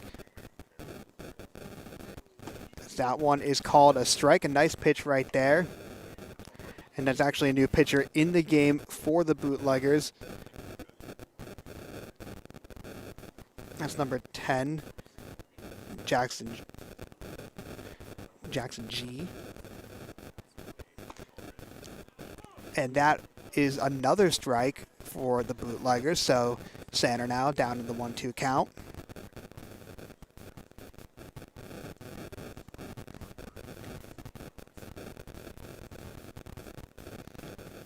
Sander, the Lenore Ryan product, gets that one right in between the legs of the shortstop. A nice play right there to get his second hit of the game. Sander in his first outing since, well, I guess it's only been 2 games in the year, but in his second game of the year, getting promoted to the leadoff hitter for the Corndogs and doing well tonight with getting on base 3 times as Nathan Sammy, who's 0 for 3 tonight, comes up to plate. And he has gotten good contact on all of his hits thus far. Just none of them have actually resulted in a statistical hit, so we'll see if Sammy is able to do anything with that. As Sander will trot on over to second base on a wild pitch, and that'll bring up a 1-0 count for Sammy.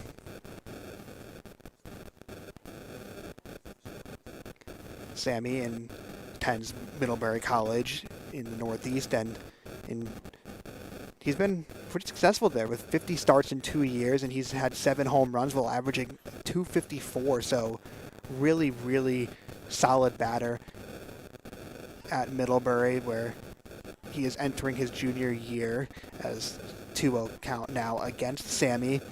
A big bat for the Corndogs. Didn't play in the game against the Hight-Toms. Looking to get his first hit of the season here. But as mentioned, has made great contact as Sander is able to get to third base. He got hit with the ball, but the ball didn't find its way to the bootlegger defender, and so that'll bring Sander to third with only 1 out in the inning. Sammy up at the plate, and he's working on a 3-0 count.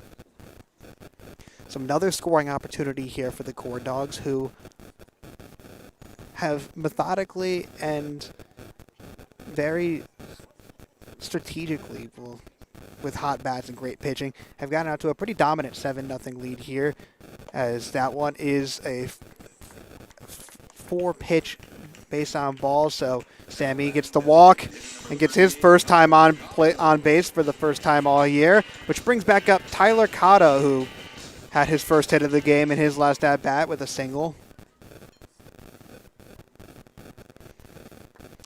Cotto, arguably the biggest bat for the Corndogs, and this starts off the really dangerous part of the lineup as Sammy, Cotto, and Lewis, the 2-3-4 guys, come up, and Sammy gets to second base, so with 1 out to avoid the double play. A nice steal right there by Sammy, and that has runners in both scoring positions with Cotto up at the plate, and that's going to bring out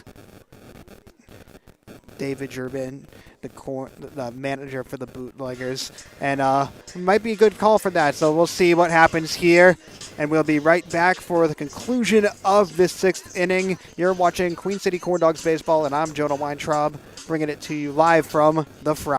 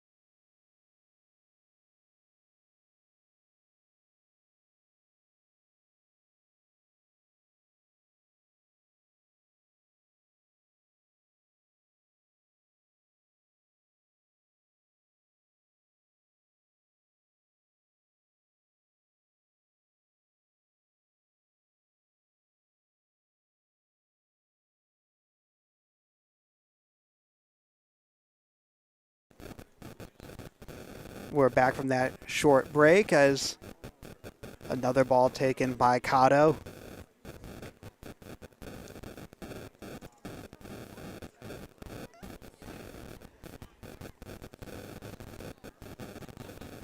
One out, runners on second and third. The big bat from Queens looking to help Queen City extend their lead, and that one is another ball.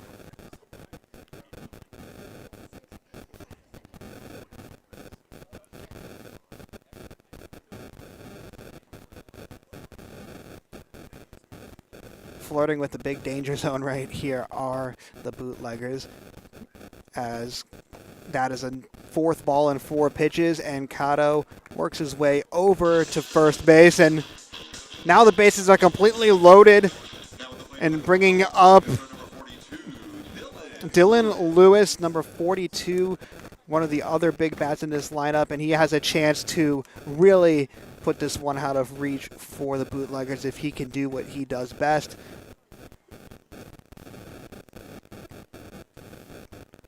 That one is just outside, so that's ball one, as we have Sanner on third, Sammy on second, and Cotto on first. Lewis looking to bring any of them home, maybe even himself if he's feeling like it. So pitches, that's going to be a strike right there. So 1-1 count for the Bootleggers, trying to escape this inning with as little damage done as possible. But at this point, seems like a collision course.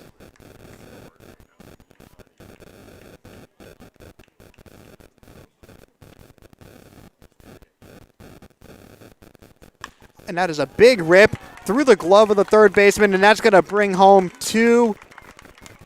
Sammy working his way to third, and that's going to be a double for Dylan Lewis with 2 RBIs on the double right there, bringing home Sammy and Sanner. And that's exactly what you're talking about right there. So 9-0 lead now for the Corndogs, as they have been dominant from start to finish, really, and capitalized right there on the bases loaded opportunity, which brings up the third Queens player in the 3-Queen set, Will Budnick, who has a single and a double on the night. And another ball has worked its way from the dugout, from the bullpen down past the dugout to the umpire. Politely tosses it back to the Bootleggers dugout, and we're back to regularly scheduled programming.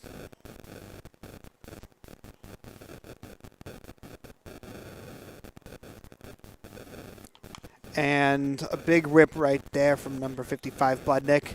That one goes back into the netting. 0-1 count now, and a 9-0 lead for the Corndogs, who have opened this game up completely here in the latter stages of the contest. That one high and inside. Budnick takes the ball, so it'll be a 1-1 count here. And still only one out for the Bootleggers. Runners on second and third for the Corndogs. A real chance to, as we mentioned, blow this game open even more than it already has been in what's been a very one-sided affair thus far. As that one goes above my head, I had to watch out for the fans back there, and that'll make it strike two, so a 1-2 count against Budnick. Took a big hack at that one, and it just went straight up. 90-degree angle right there.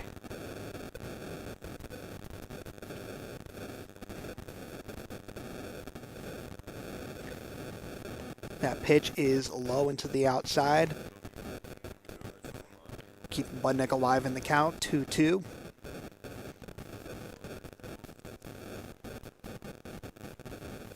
Cotto at third, Lewis at second, and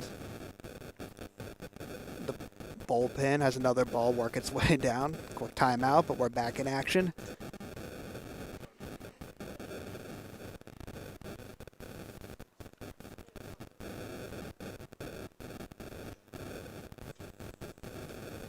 And a big rip right there. That was a huge crack of the bat, but Budnick launched it into the little creek by Ladin. A couple balls have made their way over there today. 2-2 count still.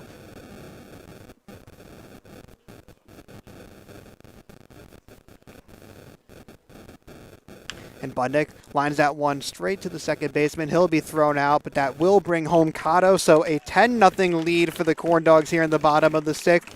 So a fielder's choice RBI, courtesy of Will Budnick. And that'll bring in Luke Harris now, who has reached base in all three of his at-bats, has a base on ball twice, and has gotten a single early in the game. And now with a double-digit lead for the Corndogs, Luke Harris has a runner on third that he can look to bring home here.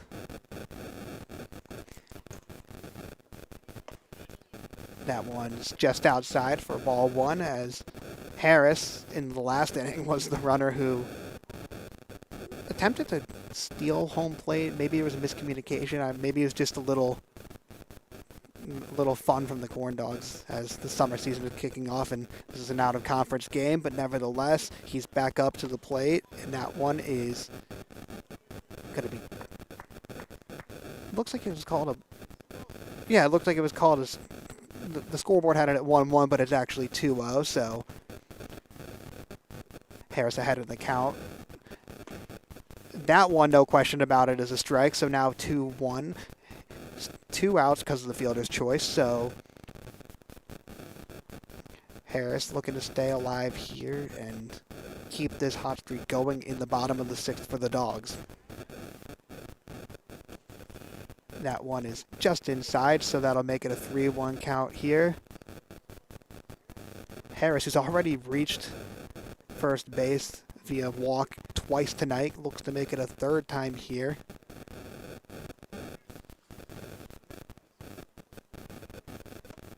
And he will do, though. Never mind. A late call right there, but that's going to bring it to a full count for Luke Harris. A pitch inside in the zone. Solid pitch right there. Brings up the full count with 2 outs. Dylan Lewis camping out at 3rd base. The dugout getting hyped up. Big pitch right there, and that is going to be a walk. So the 3rd walk of the day for Luke Harris, who has been seeing the ball super well in the batter's box. And that brings up Dave Masri, who is 1 of 3 on the day, but his big double in the 2nd inning kick-started the Corndogs' run, as it looks as if the Bootleggers are going to meet at center field and go over some things. So we will be right back when they're done with that, and we will see you for the remainder of the bottom of the 6th inning here. Corndogs with a 6-0 lead at the Friar on opening night.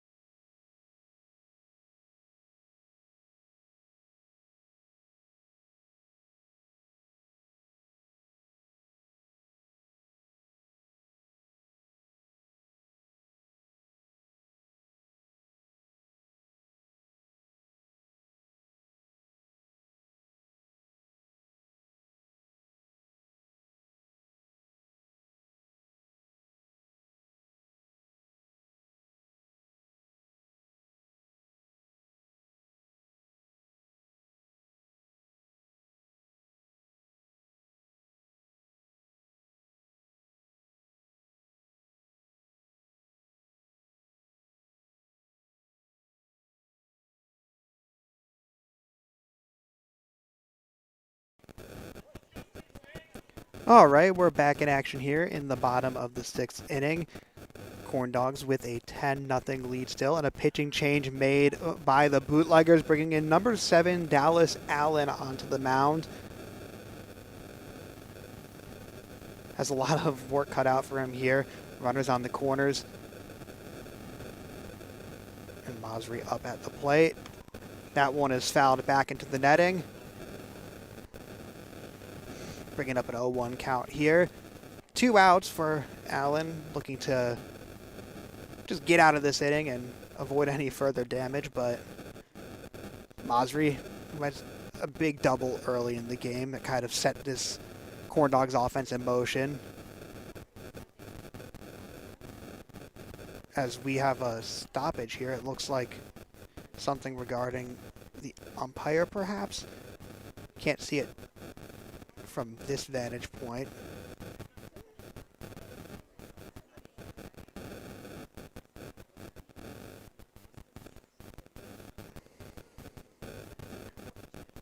Hope that everything's okay there down on the field.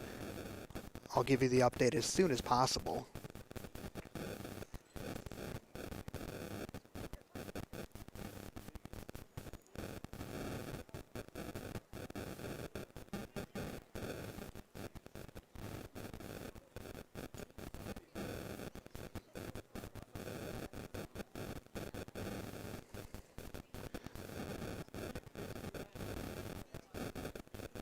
Representatives from both teams coming out into the field. It looks like they gave the umpire, a water bottle. He's taking sips of that. Might have something to do with the fact that it's so hot out. Don't want to speculate, of course, but was reaching the high 80s, well, I think the mid 80s, I believe, today earlier in the Queen City. So sun has set, it's got a little cooler out, but nevertheless, I wouldn't want to be the one tasked with wearing an umpire's outfit. Looks like we're going to take just a quick break, and we'll be back for the remainder of the bottom of the 6th inning after we sort things out in the field and make sure that everyone is involved is okay. Stay with us right here, and we will be back shortly.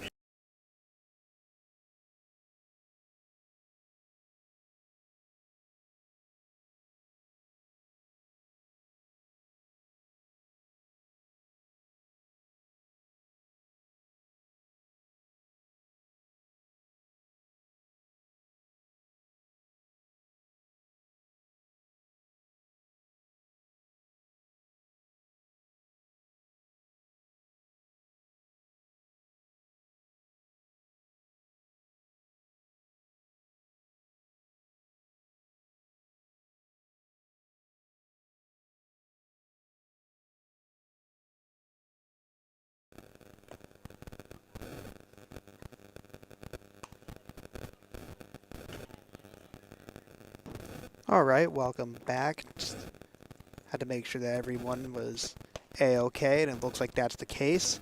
So Dave Masri, who's between the pitching change and little issue with the umpire right there, has had a lot of time at the plate without a lot of pitches seen. So Dallas Allen now working on an 0-1 count. Throws that one up and high, so that'll be 1-1 now.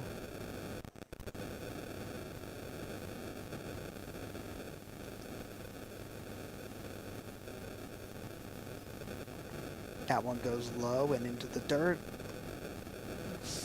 Got to bring up a 2-1 count now for Masri, who after the hot start had a ground out and a pop out in his second and third at bat, so looking to regain that momentum that he had from that big double early in the contest, as that one goes over his shoulder, and that will bring in another runner on the wild pitch as Dylan Lewis toe taps the home plate and extends the lead to 11 for Queen City. Meanwhile, Luke Harris trots his way over to second base. And the Corndogs now really asserting their will, as Masri working on the 2-1 count, well, the 3-1 count, excuse me. And Dallas Allen throws that one up, and it's just outside of the strike zone, so now runners at first and second. And that brings on Cannon Pierce, who is up to bat, the third baseman, UNC Asheville product.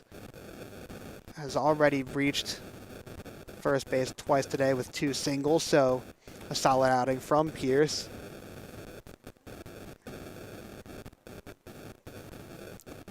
That one low and away. Bring up 1-1 and still 2 outs, so Dallas Allen has some momentum to work with, but not a ton, as that one is called a strike, so 1-1 count. A nice pitch there, painting the outside corner from Dallas Allen.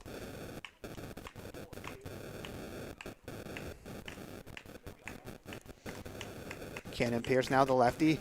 That one goes into the dirt, and both runners are going to be able to advance. So right there, it looks like Luke Harris goes to third base. Masri goes to second. It brings up a 2-1 count for Cannon Pierce, as the Corndogs look to keep the good times going here.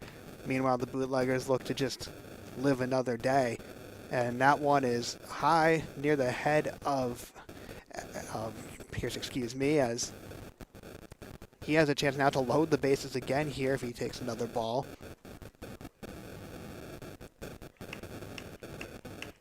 Allen throws this one, and that is going to be strike 2. A nice pitch right there with a lot of juice on it from Allen, so that will bring up a full count, 2 outs. Big moment right here for the Bootleggers, looking to get out of this 6th inning with just a few battle scars, as that one unable to do so. Base on balls, and that'll send Cannon Pierce to first base for the 3rd time today. A solid outing, getting on base 75% of the time. Can't complain with that at all, so that will bring up Caleb Singleton for that's Josh Lilly, the catcher, who's been hit by a pitch in his last at-bat and had a single before that. Bases loaded for Lilly, 2 outs. And takes strike 1 looking, so the Bootleggers trying to just keep this game going, as they are getting shut out 11-0 in a high fly ball from Lilly, and it is caught in the outfield, so that'll end things there. Complete disaster averted, some disaster not averted at all. The Corndogs continue to do damage, extend their lead to 7-0, and we'll be back for the top of the 7th inning as Queen City takes an 11-0 lead against Race City in opening night here from the Friar.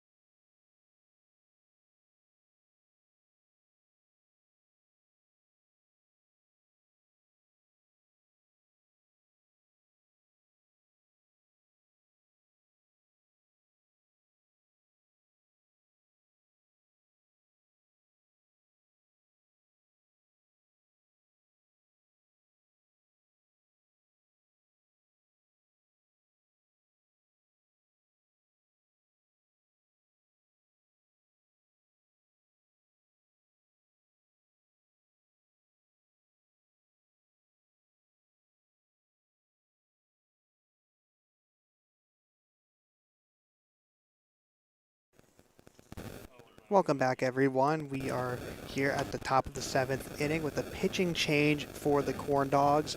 Up 11-0. They bring in Seth McElveen, excuse me.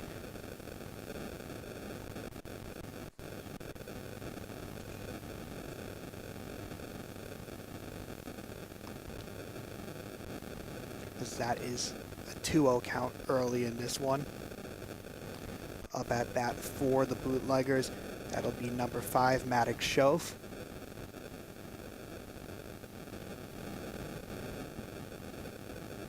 McElveen winds up. And a big swing and a miss right there. McElveen with a nice pitch. Gets back in this one, 2-1. And a little bit about McElveen. He's going into his junior year, the righty. He's from Lugoff, South Carolina, and stayed right near home going to USC Lancaster. One of the many guys on this team that plays for the Lancers. As that one is low for ball 3, so McElveen also attended Lugoff Elgin High School in Lugoff and made 2 starts in his sophomore year with the Lancers, so limited action and looking to get some more of it over the summer. But in his first at-bat of the summer, McElveen walks Maddox Schoaf and looks to be some sort of spark plug for the Bootleggers as Eli Snodgrass comes up to bat.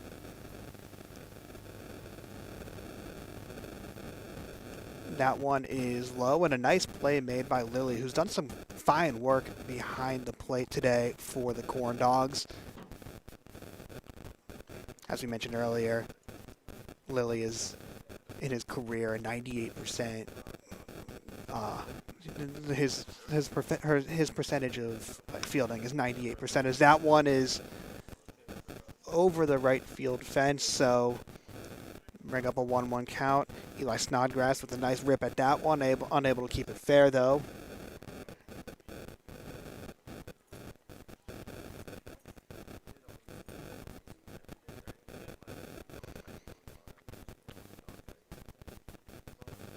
McElveen winds this one up, and that one goes into the dirt. The runner is going to go. Lily tries to get him, and it goes off the leg of the runner. That's Maddox Schoaf, who ends up getting to third base on that. An unfortunate bounce for the Dogs, as it looked like it might have gone off Schoaf's cleat when he was sliding into second and caromed out into the outfield with that speed and momentum, allowing Schoaf to just kind of get over to third. So a runner in scoring position for the Bootleggers, who are looking to get on board for the first time in the contest, down 11-0.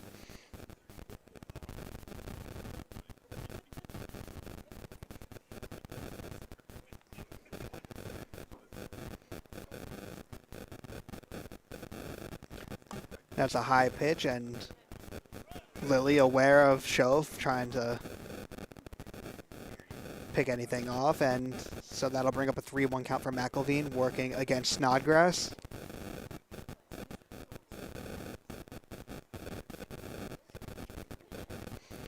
And that one is fouled off, bringing up a full count here for McElveen, looking to get his first out of the season for the Corndogs. And it's been pitching by committee tonight for QC, and they've done a fantastic job at that. McElveen looking to be the latest in line to pick up where his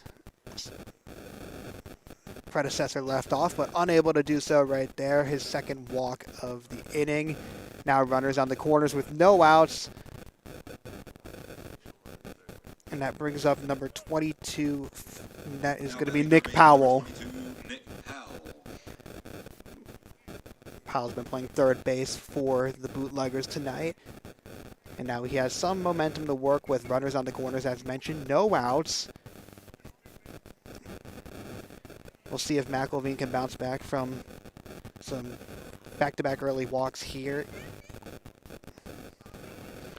That pitch is in for a strike, and that certainly looked good from the start, so McElveen gets out ahead in this one.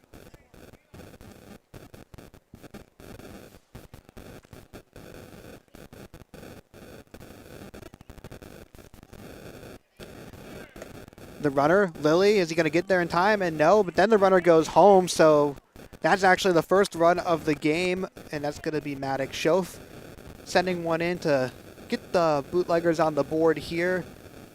Meanwhile, Snodgrass works his way over to second, so now still just a 10-run game. Corndogs have a lot of cushion to work with, but the first run of the season the first run of the game that the Corndogs have allowed doesn't mean as much when you're up 11-1 through 7, but McElveen try not to make anyone too comfortable as he throws a nice pitch inside right there to catch Powell swinging, and now he's up 1-2 in the count, looking to get the first out of the inning.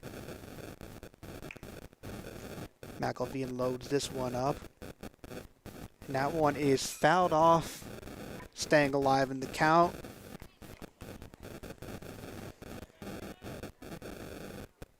Runner still on second, not looking to threaten anything.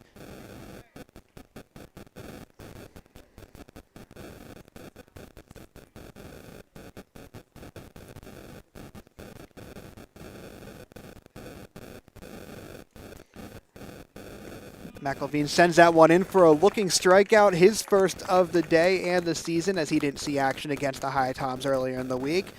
And now every single pitcher that has stepped in for the Corndogs this evening has had a strikeout, just an absolute clinic from QC on the mound, and big reason why they're out to this 10-run lead here. Now Ethan Ball, who had the one extra base hit of the day for Race City, up to the plate. He had a double early in this one. As some momentum now for McElveen, as that one is a 0-1 count. Nice pitch right there down the center.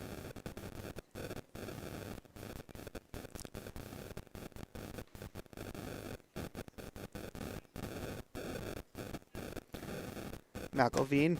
Ooh, a big hack right there from Ball, and that one had a lot of mustard on it, fitting for a corn dog. And here we are with an 0-2 count, and McElveen settling in a bit after those two early walks, gets a strikeout, and now up 0-2 in the count against Ethan Ball. We'll see if the USC Lancaster product can churn out another K.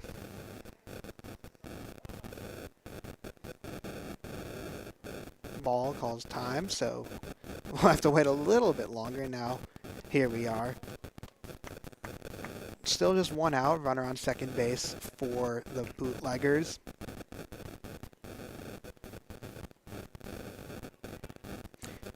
And a swing and a miss. It looks like it was actually tipped regardless. Lilly with the good concentration to catch that one, but that's a foul tip, and that'll bring up the second out of the inning. And now up to bat for Race City, is number 16, Colin Cusick, as McElveen has started to turn it on here with the last two at-bats. That one's just a bit low, so 1-0 count right now.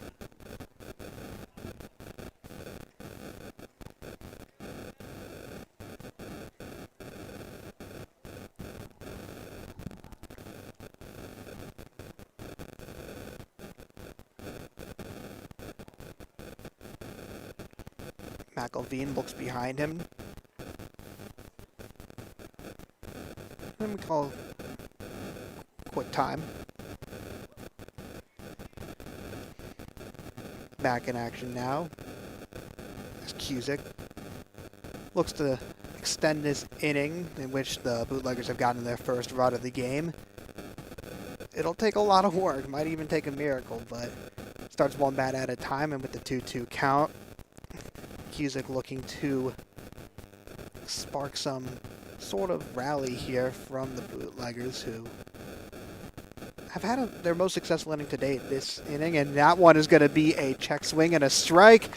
Great pitch right there to catch the strike, and so that'll bring up a 2-2 count.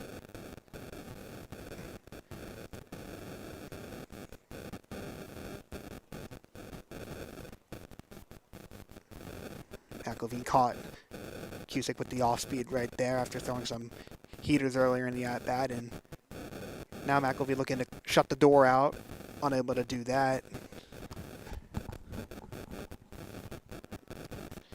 Eli Snodgrass at second base was threatening to run.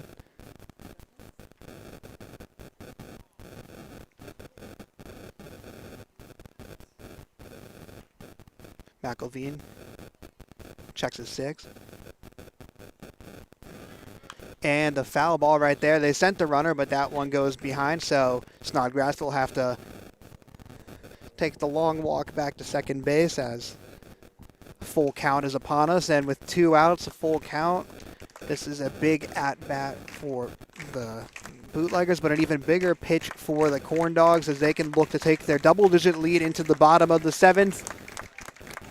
McElveen getting encouragement from the dugout, throws this one in, and that'll be ball 4, so Cusick works his way to first. Now runners on first and second.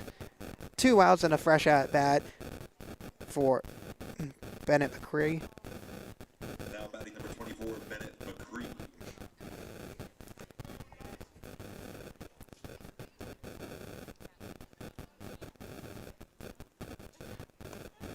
Pitch 1 is high and inside for ball. So, as mentioned, it's been about as good as an inning as we've seen from the Bootleggers so far. Turning on maybe too little too late as the Corndogs have amassed a double-digit lead, but nevertheless, with 2 runners on base right now and 2 outs, the Bootleggers have a little bit of momentum as McElveen almost picked off Snodgrass at second. Close call right there, but Snodgrass got back to the base in time, so still 1-0 count, 2 outs.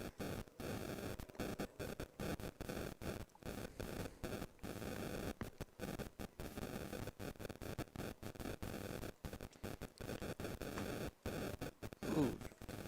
Close right there, but it's going to be called ball 2. So McCree gets ahead in the count 2-0 and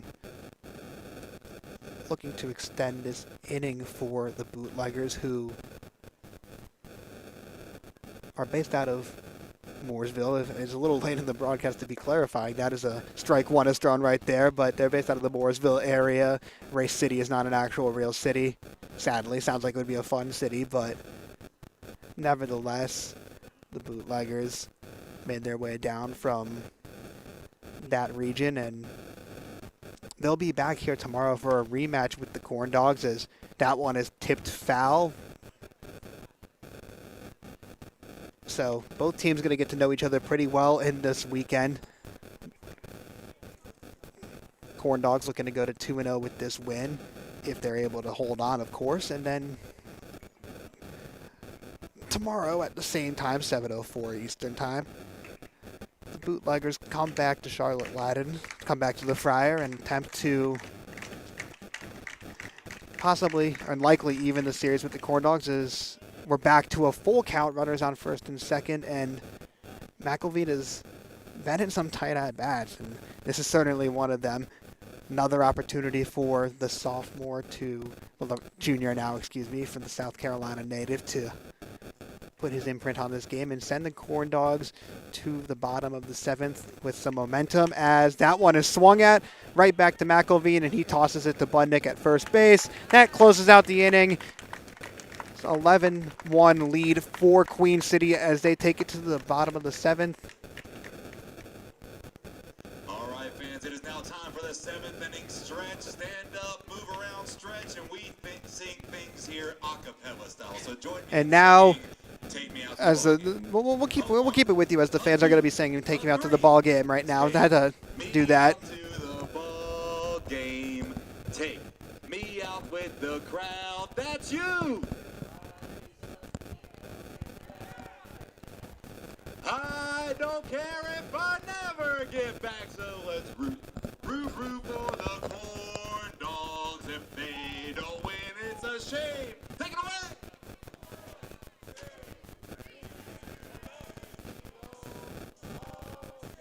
Y'all are so much better than me. Thank you.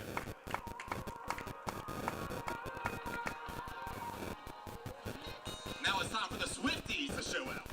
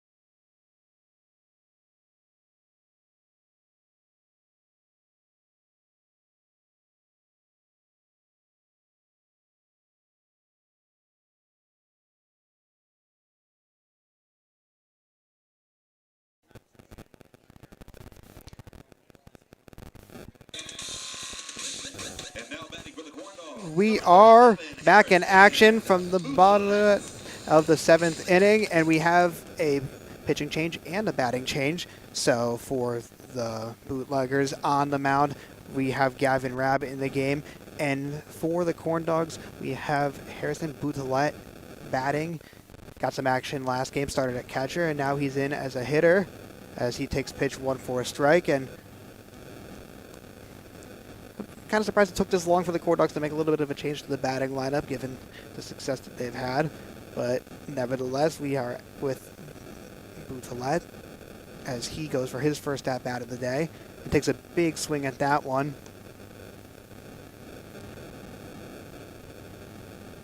Boutelet was a big reason why the Corndogs had some success against the against the HiToms in their season opener. He had a single in the top of the 8th and then scored a go-ahead run on a wild pitch. Didn't have a fantastic day batting the ball, but nevertheless made his impact felt as that one is fouled back. 0-2 count for Boutelet. That kid just received his final foul ball that gives him a popsicle. Round of applause for that kid.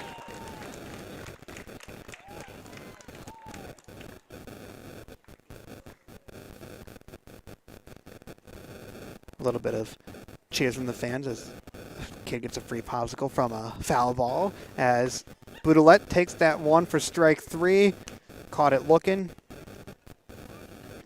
This is coming off a game in which he had 1 hit, no RBIs, so that brings back up Garrett Sander to the top of the order.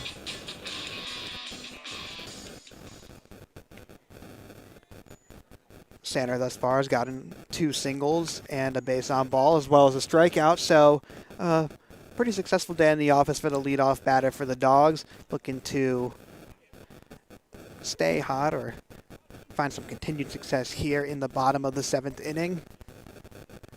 No runners on, 1 out. As Sander takes the pitch from Rabb, that one is just a bit high and outside, so we're at a 1-1.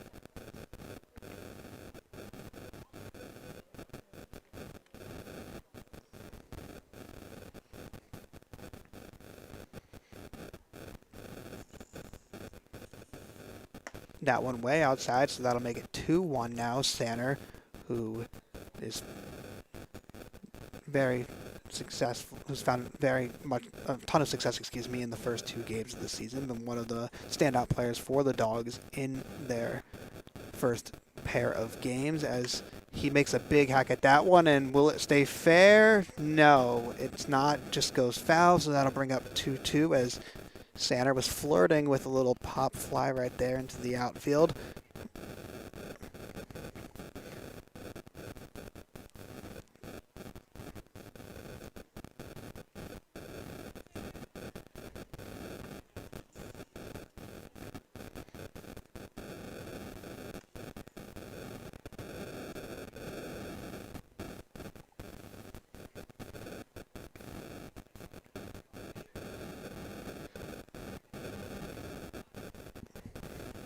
Gavin Rabb was working on one out with the strikeout against Bootleggers.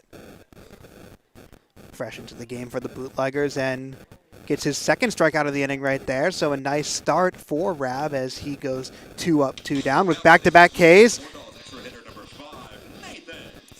And that brings up Nathan Sammy, who has reached base one time today on a walk, but has made some good contact with the ball as well, looking to translate that contact into an actual hit. And that one is low into the inside. Sammy had to scoot back a bit as he's now up in the count 1-0. Rabb, on the other hand, aims to get the Bootleggers to the top of the 8th inning in one piece, down 11-1 right now as that pitch is another strike. So Rabb finding a ton of success here in the 7th inning, perhaps more than we've seen from any pitcher for the Race City squad today.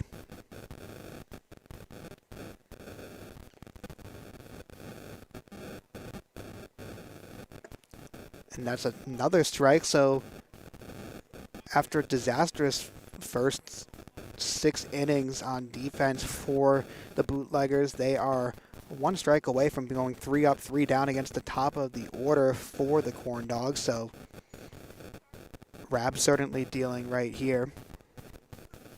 And that is going to do it. A really quick inning right there for Rabb and the Bootleggers as they go 1, 2, 3, and that brings us to the top of the 8th, where we'll pick up after this break with the Corndogs out to an 11-1 lead on opening night.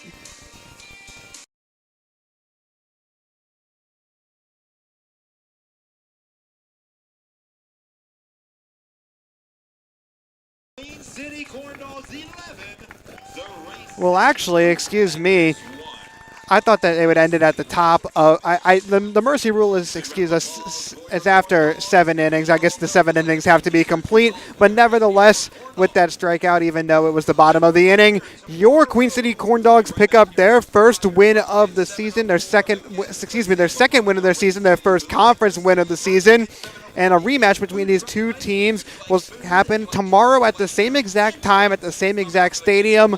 The Bootleggers aim to get revenge for this 11-1 defeat. The Corndogs aim to repeat their success and extend their lead to 3-0 on the season. The Corndogs, in their baby powder blue uniforms here on the home opener, pick up their second win and do it in a dominant fashion. We will be right back here tomorrow for Game 2 of this series versus the Bootleggers, and we will be on the stream at the same exact time. Thank you guys for tuning in. Hope that you have a lovely evening, and